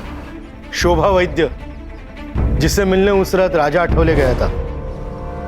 कभी कभी ऐसे लगता है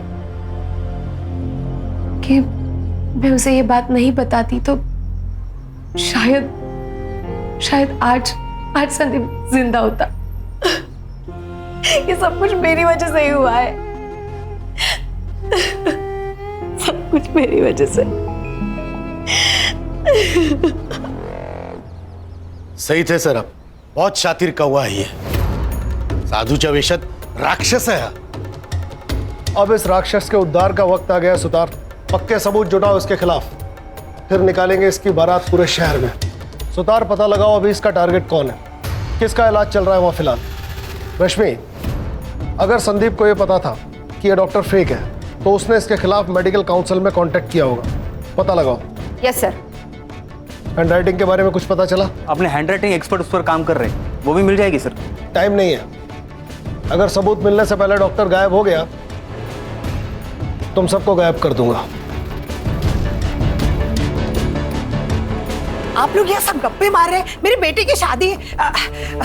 तांबे बहू, ये मिठाई पूरे पुलिस स्टेशन को बांट दो। बड़े साहब नमस्कार, मेरे संदीप की शादी का कार्ड है, लीजिए। पूरे परिवार के साथ आना है, कोई भी बहाना नहीं चलेगा।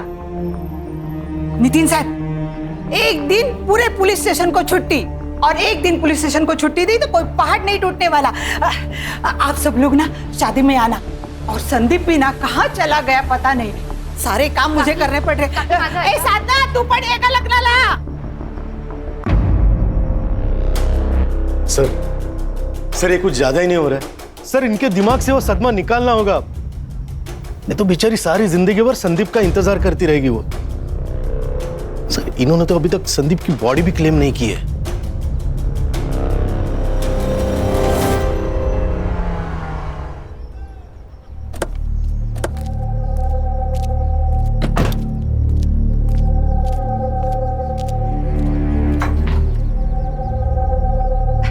अरे आप सब लोग आ गए, बहुत सारे काम पड़े हैं। मुझे ना खाना बनाने वाले के पास भी जाना है। और तांबे बहू, शादी के दिन आपको ही गाड़ी सजानी है। हाँ, और ना क्या मैं लाल बत्ती की पुलिस की गाड़ी में थोड़ी ना मैं बहू को लेके आऊंगी। आप दोनों को काम करने के लिए आना है। अरे तुम इथे काय उभे आहात? हाँ, ये तो सो रहा है। संदीप का एक्सीडेंट हो गया, वो बच नहीं सका। बड़े सब क्या बोल रहे हैं? ये तो सो रहा है। संदीप अब नहीं रहा काकी, आखिरी बार उसका चेहरा देख लीजिए।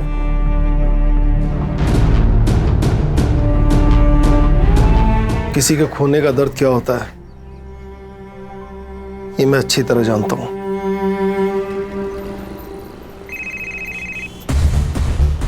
हाँ बोलो सुतार। सर, शिकायत पेटी की हैंडराइटिंग मैच हो गई सर। किसके साथ?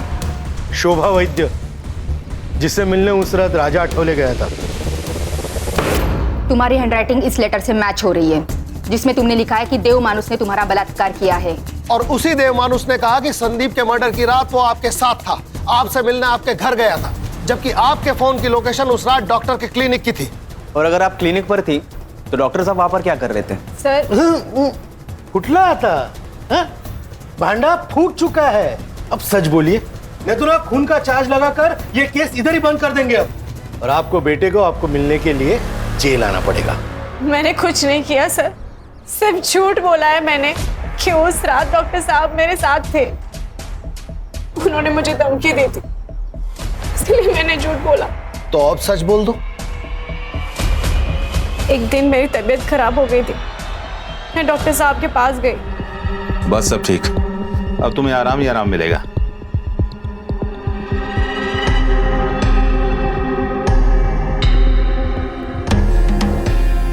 उसके बाद ये हर रोज होता रहा। तो तुमने पुलिस स्टेशन आके कंप्लेंट क्यों नहीं की? हमारी हालत बहुत खराब थी, मैं खाने तक को पैसे नहीं थे। डॉक्टर साहब आते, मुझे पैसे देते थे, और उसके बाद मुझे अपने आप से घिन आने लगी। मुझे ये सब बंद करना था सर, इसीलिए मैंने शिकायत पेटी में चिट्ठी डाल दी। तो जब पुलिस आपके दरवाजे आई तो सच क्यों नहीं बोला? डर गई थी सर मैं कि अगले दिन अगर डॉक्टर साहब छूट के आ जाते तो वो मुझे भी मार डालते। मुझे भी? मतलब? उस रात डॉक्टर साहब ने मुझे क्लिनिक बुलाया था, वहां संदीप सर भी आए थे। डॉक्टर का धर्म होता है जिंदगी देना, जिंदगी लेना नहीं। पर ये तू नहीं समझ पाएगा, क्योंकि तू डॉक्टर है ही नहीं। इंक्वायरी की है मैंने तेरी, ये जो डिग्रियां लटकाई हुई है ना, सब फेक है। कौन यकीन करेगा रे तेरा? देव माणूस है मैं, देव माणूस। दफा यहां से, तेरा पैसा पहुंच जाएगा स्टेशन में। उसका यूट्रस निकाल दिया ताकि वो फिर से प्रेग्नेंट ना हो पाए। तू देव मानुस नहीं है, तू राक्षस है, राक्षस।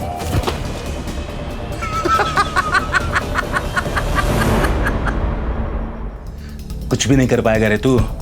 पिछले 12 सालों से खेल खेलता आ रहा है मैं, राजा ठावले, समझा क्या? अगर ऐसा ही है ना, तो तुझे जिंदा रखना सबसे बड़ी गलती होगी। क्यों डर रही है? अरे हमारा नहीं है, बेहोश हुआ है बस। तू फोन दे, दे लवकर, दे दे दे, अरे दे। हाँ सुन, राजा बोल रहा हूँ। किसको कॉल किया था उसने? किसको कॉल किया था? पता नहीं, पर बाद में बोला कि घर जाओ, और जब सुबह न्यूज़ देखा तो पता चला उन्होंने संदीप सर को मार दिया था।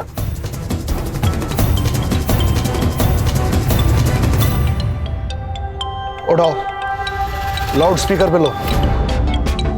क्लिनिक पर अभी कोई नहीं है, जल्दी आ जाओ अभी तुरंत। चलो उठा के लाते हैं इस देव मानुस को। सर इसको ना मैं ही मारूंगा।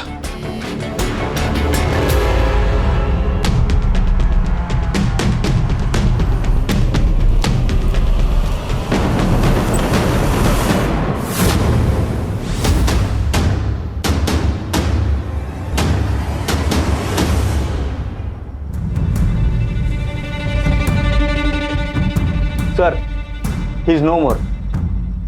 सर लगता है गला घोट के मारा है। अब इसे किसने मार दिया? हर चीज जगह पर है। इसे जिसने मारा है वो जानता था कि शोभा के बयान के हिसाब से संदीप को इन्हीं में से किसी एक ट्रॉफी से मारा गया है। इन ट्रॉफीज को फॉरेंसिक के लिए भेजो Sutar. Yes sir. Sir Raja ने शोभा को कॉल किया था, और उसके 2 मिनट बाद इस सेल पर और एक फोन आया था। किसका? मकरंद का। हेलो, ओके ठीक है सर। ये देखिए, राजा ने उस रात शोभा के फोन से मकरंद के दोस्त अजित को कॉल किया था। इस मकरंद के फोन को ट्रेस पे डालो। सुधार, बॉडी को पोस्टमार्टम के लिए भेजो। उस रात राजा ने शोभा के फोन से अजीत को फोन किया। अजीत का फोन मकरंद ने उठाया क्योंकि अजीत और मकरंद दोनों साथ थे, और मकरंद यहां उसकी मदद करने आ गया। सर, मकरंद की लोकेशन मिल गई है। चल। ठीक हो?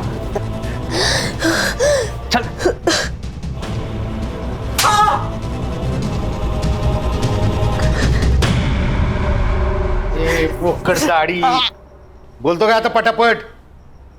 मैंने और कविता ने शादी करने का फैसला ले लिया था, लेकिन मेरा बिजनेस ही अच्छा नहीं चल रहा था और ये बात अजीत को पता थी। उसने तो मेरे सामने शर्त ही रख दी थी, अगर मेरी बहन के साथ शादी करना चाहते हो तो तुम्हें 25 लाख रुपए जुटाने पड़ेंगे। मैंने तो टेंशन के मारे घर ही जाना छोड़ दिया था, लेकिन मुझे प्रिया का कॉल आया था।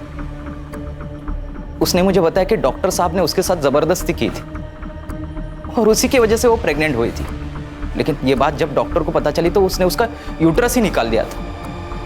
लेकिन ये सारी बातें सुनकर मेरे दिमाग में पैसा कमाने का रास्ता नजर आया। मेरा बलात्कार करने वाला कोई और नहीं था, मेरा बाप डॉक्टर राजा अठावले। अच्छा हुआ ना मैं कॉल रिकॉर्ड करता हूँ, नहीं तो ये एटीएम कार्ड मेरे हाथ में कैसे लगता। अब जब जब मैं बोलूं तब तब मुझे पैसे देते रहना। नहीं, टेंशन की कोई बात नहीं है, मैं किसी को कुछ नहीं बताऊंगा। लेकिन हाँ, अगर मुझे पैसे नहीं मिले तो ये ऑडियो क्लिप वायरल हो जाएगी, फिर तुम और तुम्हारी बेटी दोनों मिलकर खुदकुशी करना। हर महीने मुझे पैसे मिलते रहे और मैं जुटाता रहा। लेकिन प्रिया मुझे बार बार कॉल करके तंग करती रहती है, इसलिए सातारा जाने के बाद मैं फोन ही बंद कर देता था। उस रात डॉक्टर साहब का कॉल अजीत को गया था। हाँ सुन, राजा बोल रहा हूँ, एक काम है तुझसे। 1 घंटे में 10 लाख कमाएगा? हाँ, कैसे? एक बॉडी को ठिकाने लगाना है, एक्सीडेंट लगना चाहिए। हाँ ठीक है। मैंने तुरंत हाँ कर दी क्योंकि मुझे पैसे जुटाने थे। अजीत का तो ट्रांसपोर्ट का बिजनेस था ही, इसलिए मैंने बिना बताए उसकी गाड़ी लेके बेलकड़ी पहुंचा तो मुझे पता चला कि वो एक पुलिस वाला था। जलगांव के बेलकड़ी गांव पुलिस चौकी के पीएसआई संदीप गवई की बेरहमी से मौत हो चुकी है। डॉक्टर साहब ने मेरे साथ बहुत बड़ा गेम खेला था, उसकी आइडेंटिटी मुझसे छुपा कर रखी थी। डॉक्टर राजा तुझे बाद में भी पैसे देता था ना, सोने का अंडा देने वाली मुर्गी को मार क्यों दिया? मुझे टिप मिली थी। डॉक्टर साहब ने अपनी जमीन बेचकर 3.5 करोड़ रुपए जमा किए थे, लेकिन जो खरीदार था उसकी एग्रीमेंट होने से पहले ही मौत हो चुकी थी, तो बेसिकली ये पैसा ब्लैक हो चुका था। मैंने सोचा क्यों ना पैसा ये मेरा हो जाए, इसलिए मैंने वो पैसा डॉक्टर साहब से कैसे निकालूं ये प्लान बनाया। मकरंद, मैं तुम्हें 10 लाख रुपए दूंगा, 1 लाख रुपए एक्स्ट्रा भी दूंगा। अरे नहीं चाहिए तुम्हारे 10 लाख, मुझे तुम्हारे 3.5 करोड़ रुपए चाहिए। 3.5 करोड़? हाँ, जो तुमने मुझे धोखा दिया है ना। प्रिया को क्यों मारना चाहता था? डॉक्टर साहब की मौत की तलवार मेरे सर पर हमेशा रहती थी, इसलिए उन दोनों को मारकर उनकी मौत में सुसाइड बता देता और ऑडियो क्लिप वायरल करने के बाद ये बात साबित ही हो जाती, फिर मैं और कविता आराम से जिंदगी बिता पाती। बहुत सपने देखे तूने, बाकी के सपने अब जेल में देखना। कहा था ना तुझसे, तुझे इलाज की जरूरत है, तो जैसों का बस यही इलाज है। चल चल चल चल चल चल छोड़ दो, चल। इस केस में आरोपी मकरंद साठे को पीएसआई संदीप गवाई और राजा अठावले के मर्डर के। पूनम बेटा डरो मत, जैसे मुझे बताया था वैसे ही बताओ सब, बस यहाँ कैमरे में देख के बोलना। पूनम नाम है मेरा।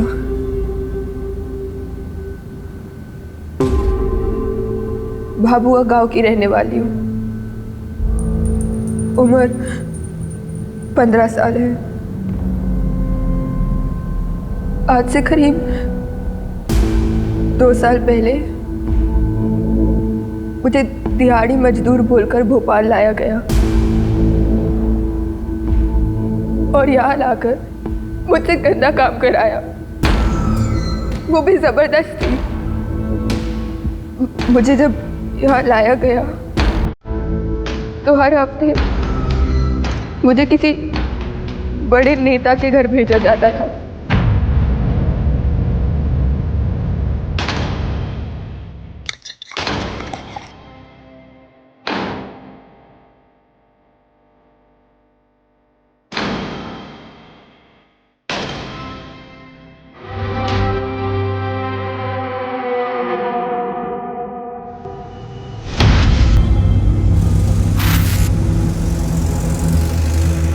मम्मा, पापा कहाँ हैं? पापा इंदौर गए बेटा।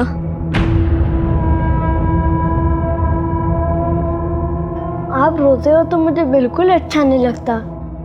आप और पापा मेरी वजह से लड़ते हो ना? नहीं बेटा, ऐसा कुछ नहीं है। अच्छा बेटा सुनो, वो मम्मा आपको कुछ बताना चाहती है। हाँ मम्मा। नहीं कुछ नहीं, आप अभी सो जाओ, मम्मा सब ठीक कर देगी।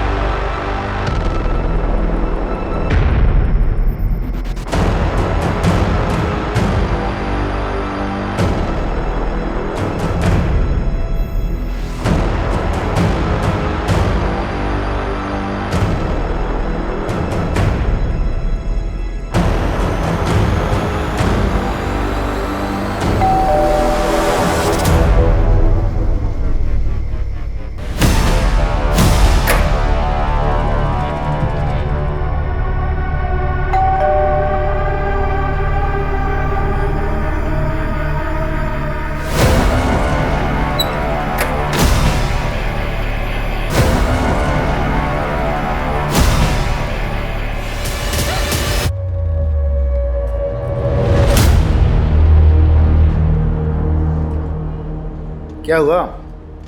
भाभी जी फोन नहीं उठा रही हैं क्या? सोए सोए झगड़ा हुआ क्या? एनिवर्सरी आज हमारी। सुबह विश करना भूल गया। 13 साल हो गए शादी को। मतलब हर साल तो एनिवर्सरी बनती है ना, तो ऐसी खास बात क्या है? ये सब ना अंग्रेजों का किया धरा है। आलसी है सब के सब। काम धाम करना है नहीं, बस पार्टी करने का बहाना चाहिए उन्हें। अरे बेटा, क्या हुआ? किसके साथ आए हो? सर,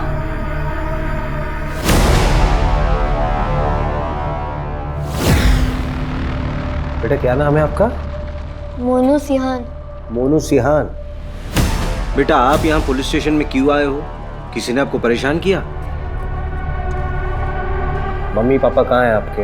अंकल, मैंने टीवी पे आपको देखा था। आप बच्चों को बचाते हैं ना? बेटा कोई परेशानी? किसी ने कुछ कहा? बताओ। मेरी मम्मी पता नहीं कहाँ है, पापा को भी नहीं मिल रही।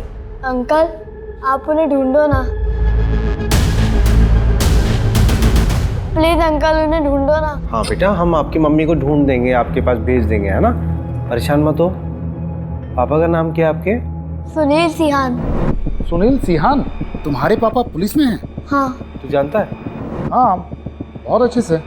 बोला जरा।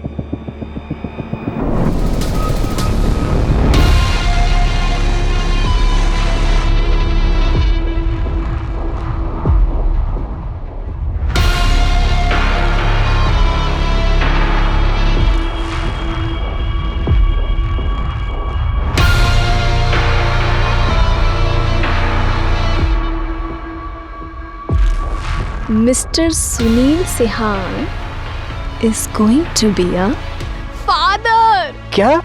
Yes.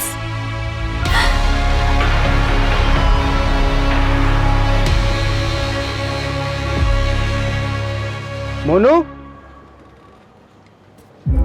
बेटा मोनू, आपने तो हमें डरा ही दिया था।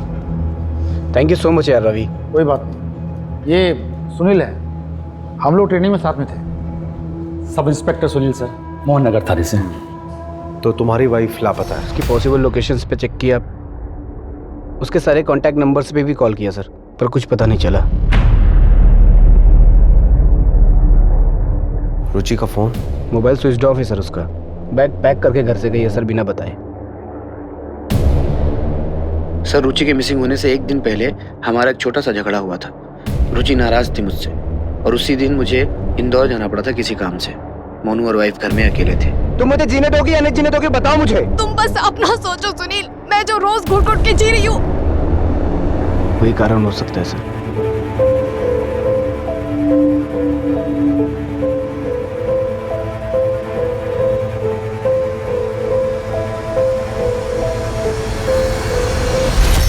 पापा, मम्मी मेरे को अकेले छोड़कर नहीं जा सकती।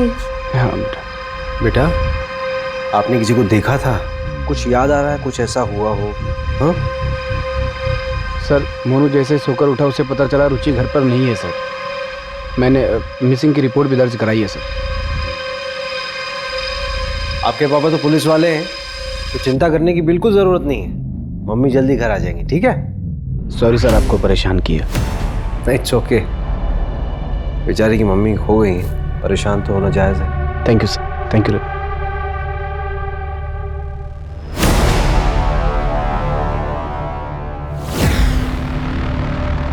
रवि, हाँ, ये रुचि की मिसिंग रिपोर्ट मंगाना। अरे हमारे पास ऑलरेडी 13 केसेस हैं। अरे वैसे भी ये केस जो है हमारी एरिया का नहीं है, ऊपर से डीएसपी सर से अलग से परमिशन लेनी होगी। ठीक है मैम, मंगवा लेता हूँ।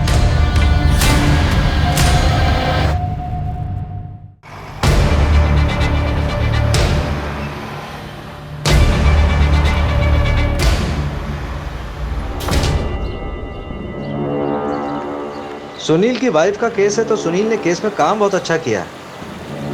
नेबर्स की स्टेटमेंट, रुचि के सारे दोस्तों की स्टेटमेंट है केस फाइल में। सुनील हमारी बैच का सबसे ब्राइट कैडेट था। आई एम श्योर वो अपनी वाइफ को ढूंढ निकालेगा। लेकिन एक बात मुझे बड़ी अजीब सी लग रही है रवि, वो बच्चा अकेला अपनी माँ को ढूंढता हुआ मेरे पास आता है, जबकि उसका बाप खुद एक पुलिस वाला है। मतलब एक बच्चा अपने बाप से ज्यादा भरोसा किस पे करेगा? तुझे कुछ अजीब सा नहीं लग रहा? बात तो सही कह रहे हैं। देख यार, जहाँ तक डीएसपी साहब से परमिशन लेने की बात है मैं ले लूंगा। यार देख, हमारे पास 13 केस ऑलरेडी हैं, 14 आ जाएंगे तो क्या फर्क पड़ता है? वैसे भी 13 नंबर मेरे लिए बहुत अनलकी है।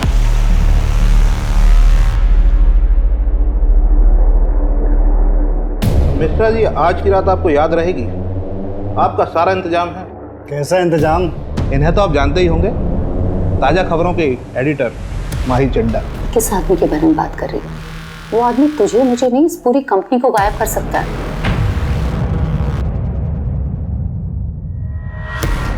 पहले तो ये कभी हमारे हाथ ही नहीं आती थी, और आज इन्होंने ही आपका इंतजाम किया है मनोरंजन का। जाइए।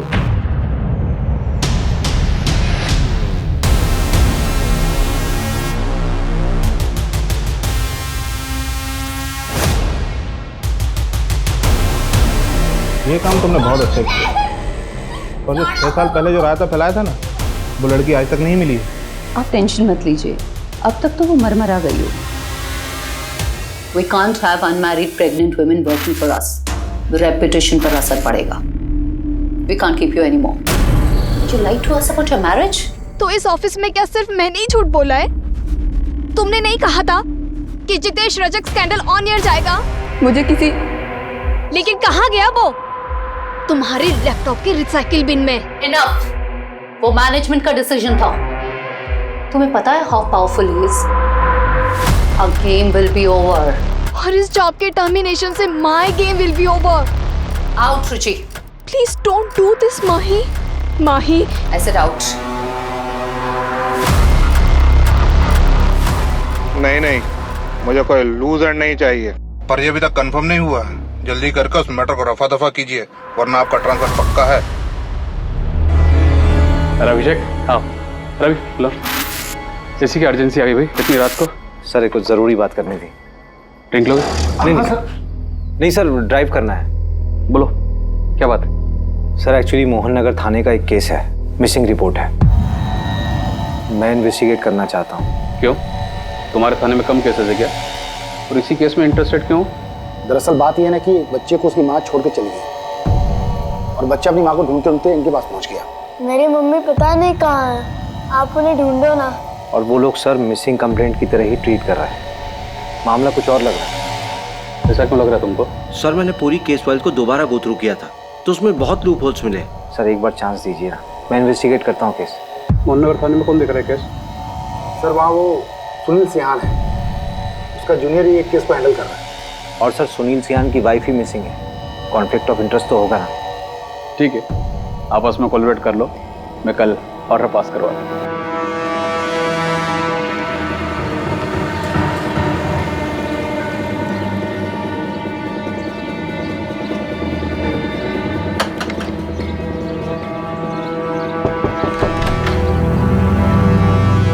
आपकी बेटी रुचि के बारे में कुछ बात करनी थी। मेरी कोई बेटी नहीं है। अरे सुनिए, मेरी बात सुनिए। आपकी बेटी रुचि कई दिनों से लापता है, अपने पति और बच्चे को छोड़ के कहीं चली गई। एक तो वो सुनील उसका पति नहीं है, दोनों की शादी नहीं हुई है। और दूसरी बात, जिस लड़की ने कभी अपने माँ बाप का ध्यान नहीं रखा, अगर आज वो अपने बेटे को छोड़ के चली गई है तो उसमें कौन सी हैरानी वाली बात है। जाइए आप यहाँ से। अरे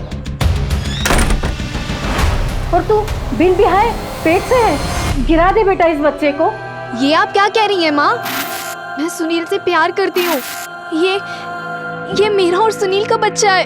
निकल जा मेरे घर से, आउट। मर गई तू हमारे लिए। जैसा आपको ठीक लगे पापा, पर मैं सुनील को नहीं छोड़ सकती। नहीं, रुचि की वजह से नहीं, सोसाइटी की वजह से। ऐसा क्या हो गया कि सिर्फ रुचि अपने रिश्ते में पीछे छूट गई? तो सुनील की जिंदगी में कोई फर्क ही नहीं पड़ा।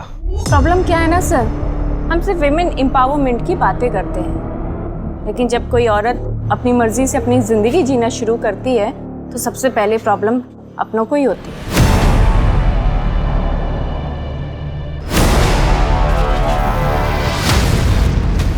अच्छा, क्या ये पॉसिबल है कि रुचि ने सुसाइड कर लिया? कोई रीजन तो होना चाहिए ना। अकेली थी, फैमिली, कैरियर सब खत्म हो गया था उसका। और उस सुनील ने भी शादी नहीं की थी उससे। चल मान लेते हैं कि वो अपनी जिंदगी से बहुत नाखुश थी, लेकिन सुसाइड करने के लिए उसे बैग और कपड़ों की क्या जरूरत आ पड़ी?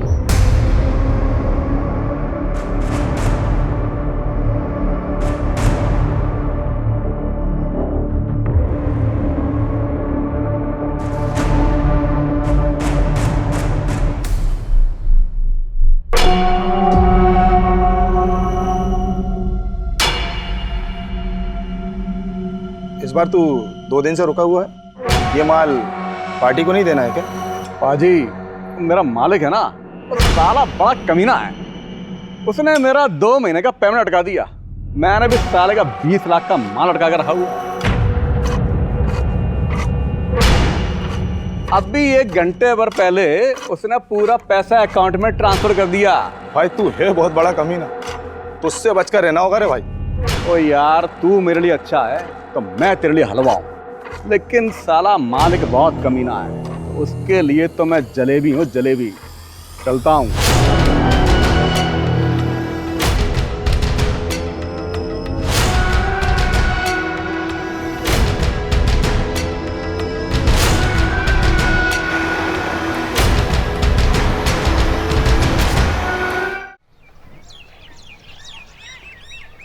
ये रुचि का लैपटॉप, डेटा रिकवर कराया है। कुछ शॉकिंग चीजें मिली हैं, ये देखिए। मुझे दिहाड़ी मजदूर बोलकर भोपाल लाया गया और यहाँ लाकर मुझसे गंदा काम कराया, वो भी जबरदस्ती।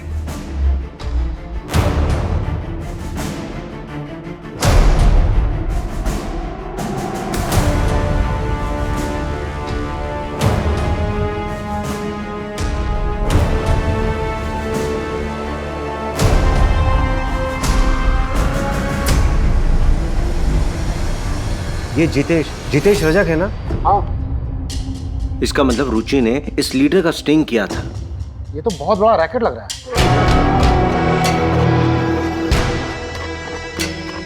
काम तो हो गया है, लेकिन मुझे यहाँ से जल्द निकलना पड़ेगा। तुम्हें पता है मैं ज़्यादा दिन भोपाल में नहीं रुक सकता। मेरे वीज़ा का क्या हुआ?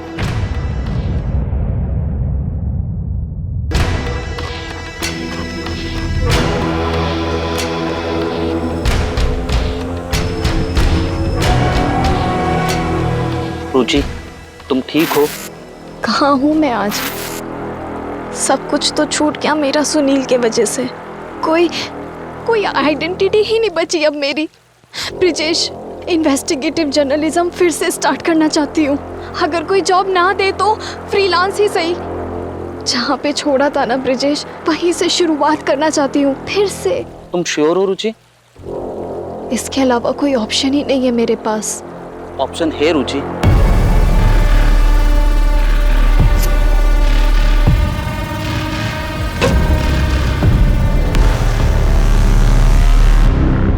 मैं नहीं जानता सर इसे, लेकिन रुचि के कॉल डिटेल्स में एक ब्रिजेश नाम के आदमी का कॉन्टैक्ट नंबर है सर। क्या? रुचि की कॉल डिटेल्स है तुम्हारे पास? हाँ है।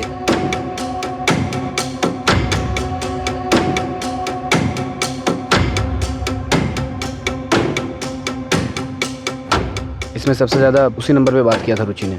आपके पास ऐसा कोई प्रूफ है जिससे ये साबित हो सके कि जिस रात रुचि गायब हुई थी उस रात आप भोपाल में नहीं थे? आप मुझ पे ही शक कर रहे हैं सर।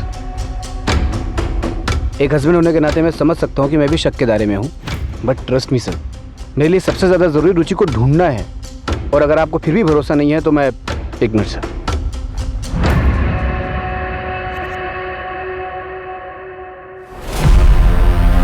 सर, इस फाइल के अंदर पूरी मेरी कॉल डिटेल्स और लोकेशन डिटेल्स है। इसमें मेरी बैंक स्टेटमेंट भी है, आप चेक कर सकते हैं सर। और अगर आपका उससे भी मन ना भरे तो आप मेरी बीवी से बात कर सकते हैं। आपकी बीवी रुचि ना? रुचि नहीं सर, निकिता, मेरी लीगल वाइफ। सेम कास्ट होने की वजह से घर वालों ने ज़बरदस्ती मेरी शादी करवा दी थी। 3 दिन पहले ही निकिता ने मेरे थाने में अपने स्टेटमेंट दर्ज कराए हैं कि मैं उस रात इंदौर में था। निकिता, रुचि को इस बारे में पता था? रुचि और निकिता एक दूसरे के बारे में सब जानती थी, लेकिन आपस में कभी उन्होंने बात नहीं की थी। देखिए सर, अगर आप मेरी रुचि को ढूंढ सकते हैं तो ठीक है, वरना मैं खुद ढूंढ लूँगा। मैं कल सर मोनू को लेकर इंदौर जा रहा हूँ। अब ये मेरे और निकिता के साथ ही रहेगा। मैंने झूठ बोला तुम्हारे लिए पुलिस को, माफ किया तुम्हें। इसका मतलब ये नहीं कि इसे यहाँ लाकर रोज अपने धोखे की शक्ल दिखाओगे मुझे। यार निकिता कहाँ जाएगा ये? रुचि के मिलते ही मैं इसे वापस छोड़ आऊँगा। जाओ बेटा, वो आपका रूम है, वहाँ चले जाओ। इतना ग्रांटेड लोगे मुझे तो मैं सब सच बता दूंगी पुलिस को। जाओ बता दो। यार मैं ये ब्रिजेश के घर गया था, वो तो रुचि के लापता होने का अगले दिन से ही गायब। मैंने अपने स्तर पर पता किया कि रुचि और ब्रिजेश 6 साल पहले साथ में काम करते थे। इससे ज़्यादा मेरे हाथ भी कुछ नहीं लगा। स्ट्रेंज नहीं है कि ब्रिजेश और रुचि जो है दोनों एक ही वक्त पे लापता हो जाते हैं। देखिए यार, बुरा मत मानना, मुझे तो लगता है दोनों के बीच में नहीं, रुचि मेरे लिए लॉयल थी। यार ये रुचि जो है रेगुलर ब्रिजेश के टच में थी। उसने आज तक तुझे ब्रिजेश के बारे में कुछ नहीं बताया, फिर भी तू इतना श्योर कैसे हो सकता है?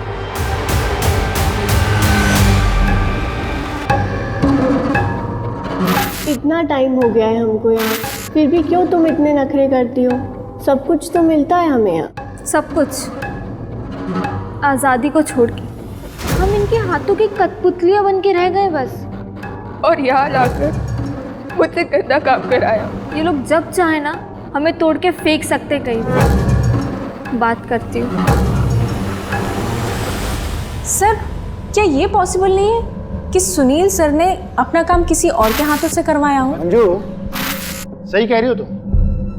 लेकिन मेरा सवाल ये है ना कि सुनील ऐसा करेगा क्यों? अरे सर, लोगों से एक बीवी नहीं संभालती, ये जनाब 2-2 बीवियों को संभाल रहे थे। बस क्या दोनों सर खा रही होंगी और क्या? दोनों औरतें ना एक दूसरे को अच्छे से जानती थी, और सुनील जो है दोनों जगह पर ऐश कर रहा था। अरे ये प्रॉब्लम उनकी जिंदगी में थी ही नहीं, मोटिव कैसे बन सकती है? और जब हमें बॉडी मिली ही नहीं है तो मर्डर कैसे मान रहे हैं हम लोग? देखो भाई, वर्स्ट से वर्स्ट सिचुएशन भी देख लें तो क्राइम तो हुआ है, क्रिमिनल तो होगा ही ना। और जो भी होगा जब पकड़ा जाएगा तो सच्चाई सामने आ ही जाएगी। किसके चेहरे पे कितने फिल्टर लगे मालूम चल जाएगा। क्यों मंजू? अच्छा, मेरा ना एक और सवाल है। आप पूछना। ये रुचि और ब्रिजेश जो है होटल में ही क्यों मिलते थे? सवाल तो तेरा लाजमी है ना, लेकिन इस सवाल का जवाब ढूंढने के लिए पहले हमें उन दोनों को ढूंढना होगा।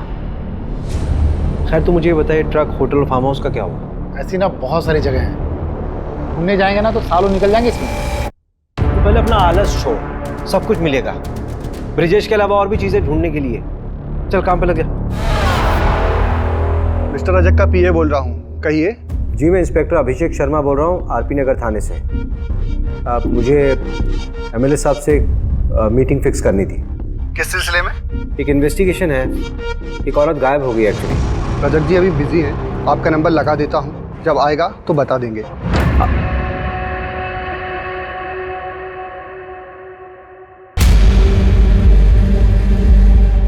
ठीक है, उस पर नजर रखो।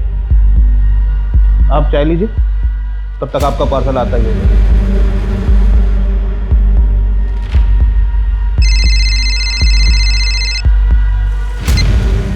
हाँ सर। अभिषेक, क्या करना चाहते हो तुम? एमएलए जितेश से पूछताछ का वारंट क्यों मांग रहे हो? सर, रुचि ने एक स्टिंग ऑपरेशन किया था जितेश के ऊपर। सर, मैं सिर्फ बातचीत करना चाहता हूँ उनसे। आप जानते हैं ऐसे तो मिलेगा नहीं बिना वारंट के वो। स्टिंग ऑपरेशन कॉन्क्रीट एविडेंस नहीं होता, और ये तुम भी अच्छे से जानते हो। कुछ कॉन्क्रीट लेके आओ, फिर बात करते हैं।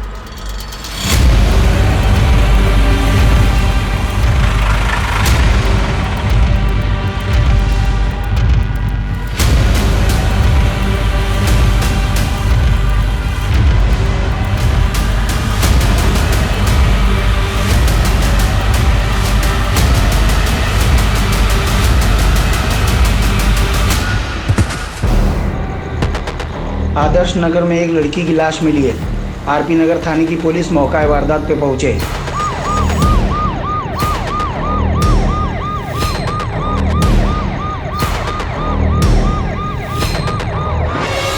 मिला क्या? अच्छे से देखो। रवि। हाँ, यहाँ पे।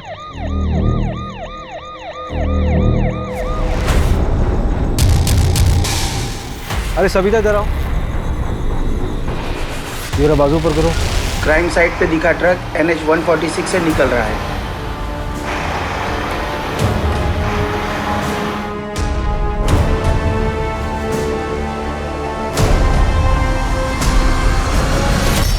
अरे मैडम, माना कि स्मार्ट हूँ मैं, इतना घूरने की जरूरत क्या है? भाई सुबह से यहाँ लाके बैठा रखा है आपने मुझे।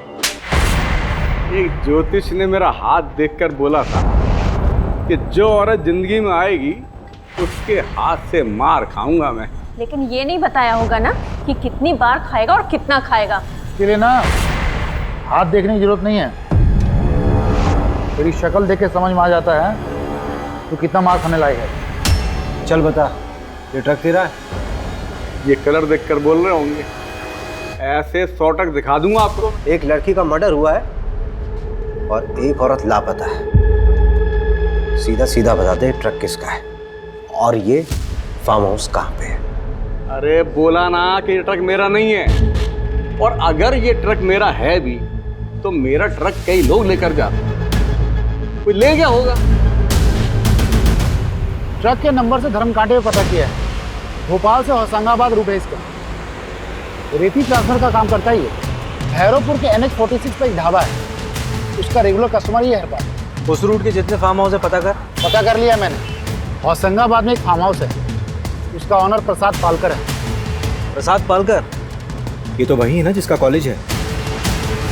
MLA जितेश का साला है ये, है ना? हाँ, बस एक बार DSP सर ना सर्च वारंट इशू करवा दें। आपको क्या लगता है ये रुचि यहाँ मिलेगी क्या? देखते हैं, पता चल ही जाएगा।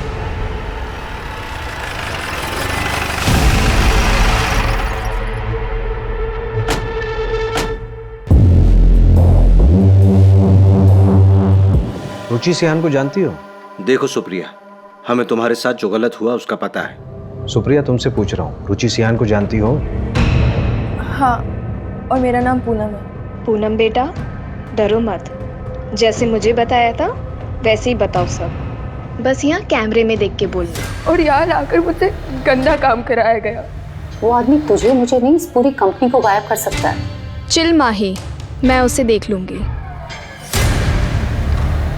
उस वक्त रुचि दीदी ने मेरी मदद की थी। मैं उनका क्रेडिट कार्ड भी यूज़ करती हूँ।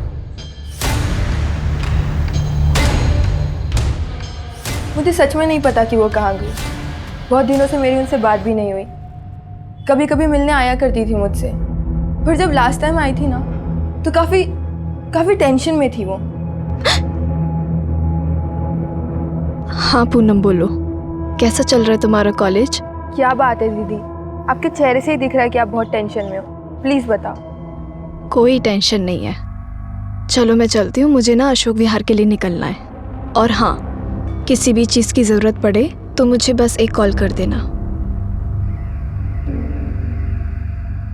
उन्होंने उस फाइल को अपनी जान से भी ज़्यादा संभाल कर रखा था। उस फाइल में क्या था बता सकती हो? नहीं, लेकिन उन्होंने ना उस फाइल को प्लास्टिक में रैप करके रखा हुआ था। कौन सी तारीख थी? 11 फरवरी, क्योंकि 12 फरवरी को मुझे कॉलेज में फीस सबमिट करनी थी, वो वही देने के लिए आई थी। 11 फरवरी की रात को ही रुचि गायब हुई थी। सर, रुचि दीदी? हम उसको ढूंढने की पूरी कोशिश कर रहे हैं, जैसे कुछ मालूम चलेगा आपको खबर देंगे। सर, आपसे एक रिक्वेस्ट कर सकती हूँ? हाँ बोलो ना। आप प्लीज़ मेरे बारे में किसी को बताइएगा मत। 6 साल पहले जब मैं उस रैकेट से भागी थी तब रुचि दीदी ने मेरी मदद की थी।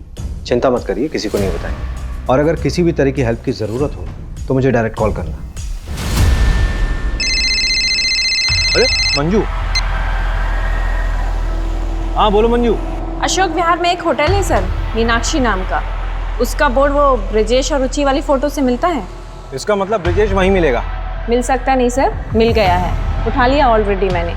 बस आप लोग यहाँ पर आ जाइए, क्या पता हमें रुचि का पता लग जाए। राजत जी आप चिंता मत करिए, आपका माल पहुंच जाएगा। और हाँ, इस बार कुछ स्पेशल है आपके लिए।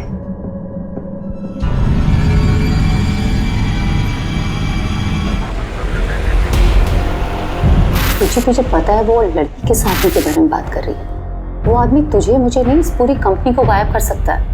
चिल माही, मैं उसे देख लूंगी। Are you sure?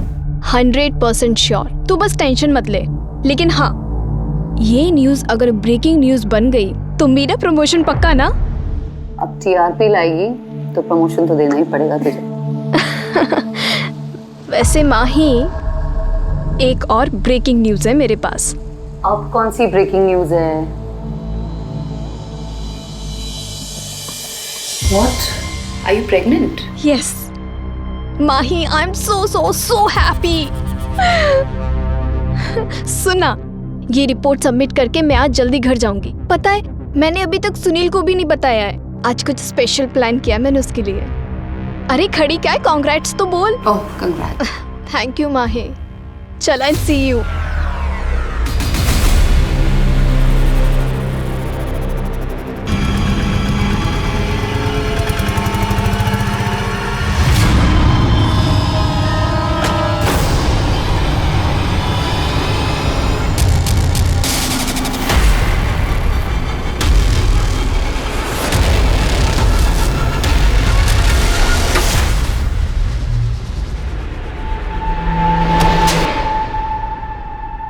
तूने बोला कि 11 फरवरी को तू रुचि से मिला ही नहीं, और वो तो तेरे रूम पे आई थी। हाँ, मैं सीहोर में था। मुझे आते हुए थोड़ी देरी हो गई थी, और जब तक मैं यहाँ आया तब तक उसका फ़ोन बंद था। वो फाइल कहाँ है जो रुचि लेके आई थी अपने साथ? मुझे कोई फाइल नहीं मिली। फुटेज में साफ दिख रहा है कि रुचि जब तुम्हारे कमरे में आई थी उसके हाथ में फाइल थी, और जब वापस गई तो वो खाली हाथ थी। सच में मुझे कोई फाइल नहीं मिली। अच्छा एक बात बता, किसी दूसरी औरत के साथ तू होटल में क्या करता था? काम के सिलसिले से स्टिंग ऑपरेशन कर रहे थे, वो हमारा फिक्स बेस था। ये बातें फोन पे ही हो सकती थी। इसका क्या मतलब? देखिए, आपको जो समझना है समझिए, मैंने कुछ नहीं किया। फिर छुप के क्यों बैठा था? नितेश रजक के खिलाफ स्टिंग कर रही थी। उन लोगों ने पक्का उसके साथ कुछ गलत किया। मुझे डर था कि मेरे साथ भी कुछ गलत कर देंगे। कहाँ पे रखा लड़कियों को उन्होंने?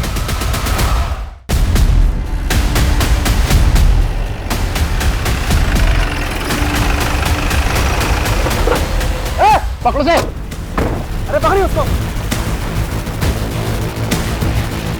रवि, लेके आओ। मंजू, यहाँ पे जितनी भी लड़कियां बरामद हुई, सबकी जिम्मेदारी तुम्हारे पास है। एक खरोंच नहीं आनी चाहिए किसी पे। Yes sir.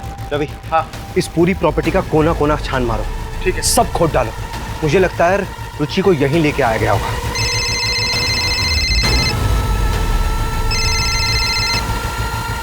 Sir, Abhishek, what the hell are you doing? पता है वो फार्म हाउस किसका है? मैंने कहा था कुछ कंक्रीट लाओ तभी वारंट इशू होगा। अब ऑपरेशन रोको, तुरंत निकलो वहाँ से। सर, यहाँ पे लड़कियों का रेस्क्यू हुआ है सर। उन्हें विमेन कमीशन के हवाले करो और इस सर्च ऑपरेशन अभी रोको। It's an order. ठीक है सर। अब क्या करना है? करना क्या है? सर्च करेंगे। सर, यहाँ आइए, जमीन देखिए, कुछ अलग है।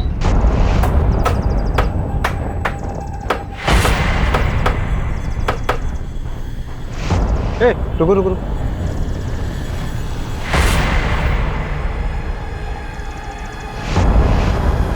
ये तो रुचि की बॉडी हो सकती है। डीएनए के लिए भिजवा बॉडी। अच्छा, अगर ये रुचि की बॉडी है, इसका मतलब ये है कि हमारे पास केस आने से पहले रुचि मर चुकी है। ये सब मुझे क्यों दिखा रहे हैं? सोशल मीडिया पे डालिए, अच्छे व्यूज मिलेंगे। और आप जिस फार्म हाउस की बात कर रहे हैं उससे मेरा क्या लेना देना? देखिए, मैंने जो आपको वीडियो दिखाई है रुचि के लैपटॉप से मिली है हमें। ट्रैफिकिंग के दौरान एक लड़की की मौत हुई थी, उससे पहले उसका रेप हुआ था। ये बात रुचि अच्छे से जानती थी। जो लड़की मरी थी उसकी पोस्टमार्टम रिपोर्ट बदली गई है, उसमें रेप का जिक्र ही नहीं है। बॉलीवुड फिल्में कम देखा करें। वो बेचारी लड़की से मेरा क्या लेना देना? और आपके सारे क्राइम में मैं ही क्रिमिनल हूँ क्या? जब कोर्ट में मनगढ़ंत कहानियां सुनाओगे ना तो मजिस्ट्रेट तुम्हें इंस्पेक्टर से हवलदार बना देगा। 1-2 महीने आराम कर लीजिए, दिमागी हालात के लिए ठीक होगा।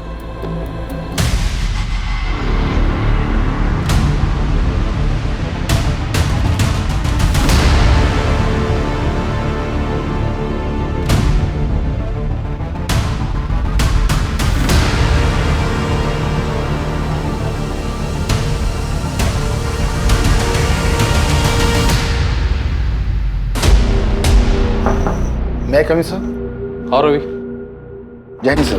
जय हिंद। सर ये डीएनए रिपोर्ट है, बॉडी रुचि की थी सर। हमारे पास प्रूफ है सर। वो अभिषेक सर का सस्पेंशन रिवोक कर दीजिए प्लीज सर। ये एविडेंस फाइल है सर। आपको भी पता है कि अभिषेक सर गलत नहीं थे। डायरेक्ट ऑर्डर जम किया था उसने। Sorry sir. हाँ, लेकिन मीडिया अगर प्रेशर डालेगी तो मैं भी क्या कर पाऊंगा? ऑर्डर कैंसिल करना होगा। Thank you sir.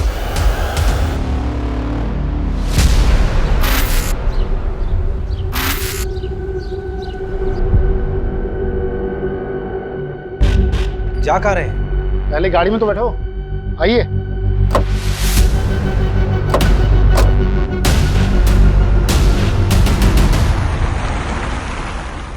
जा कहाँ रहे हैं बताएगा कोई? तो पहुंचेंगे तो देख लीजिएगा। क्या फालतू का सस्पेंस मत बनाए।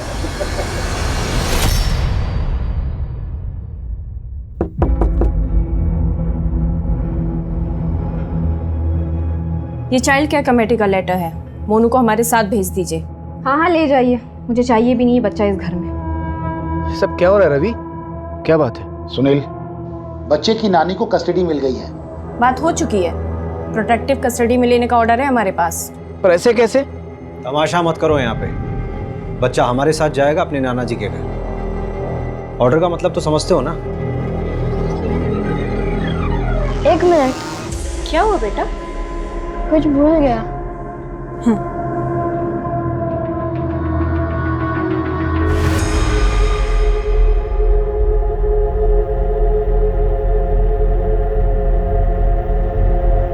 बेटा ये कहाँ थी? फ्लश में रखी थी, आंटी ने देख लिया था तो फेंक दिया था। उन्होंने ना उस फाइल को प्लास्टिक में रैप करके रखा हुआ था।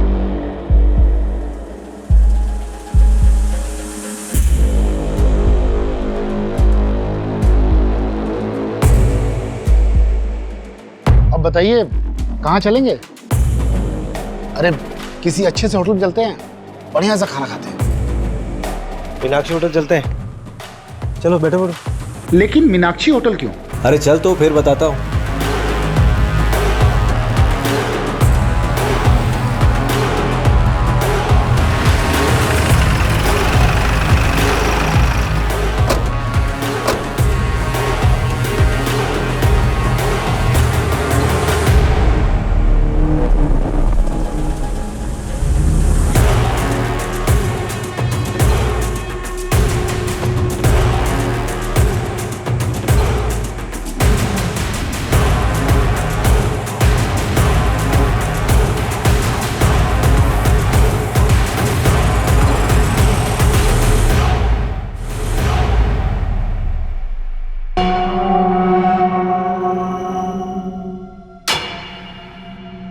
गाड़ी में है लैपटॉप।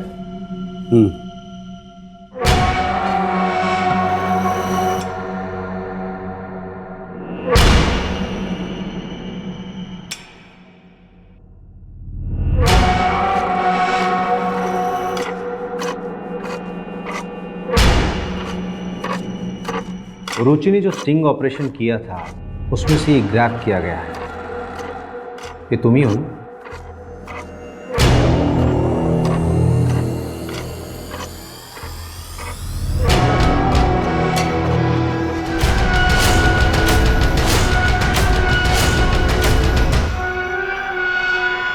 इन फोटोज़ के कारण आपने मुझे पकड़ा है। हाँ, ये मैं ही हूँ। पर इससे ये साबित कहाँ होता है कि रुचि को मैंने मारा है। तुमने जिस रेप विक्टिम के केस को दबाया था उसकी 2 डीएनए रिपोर्ट तैयार हुई थी। एक तो सही वाली डीएनए रिपोर्ट और एक नकली डीएनए रिपोर्ट। इस नकली वाली रिपोर्ट पे तुम्हारे साइन है क्योंकि तुम उस नेताजी जितेश को बचाना चाहते थे और ये बात रुचि को मालूम चल गई थी, इसीलिए तुमने उसे मार दिया।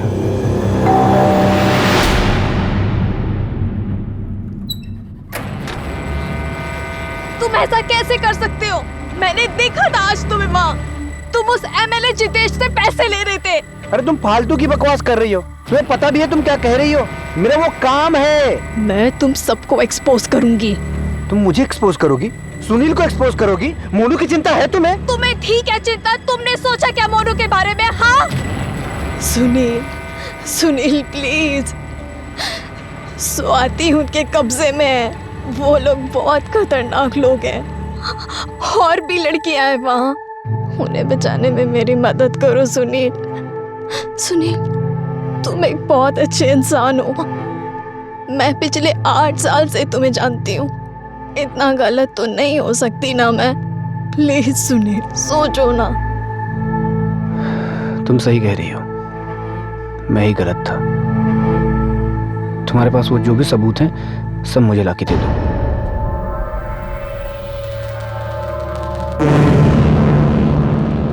सबूत तो नहीं है, लेकिन मैं कोशिश करती हूँ।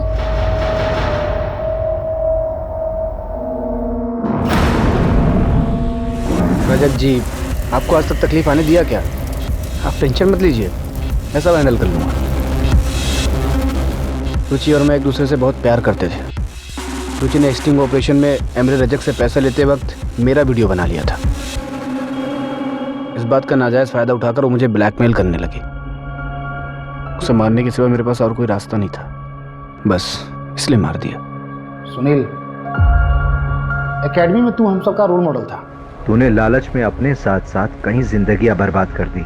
रुचि को मार के खुद तो कातिल बन ही गया, पर उसी के साथ तूने मोनू को भी अनाथ कर दिया।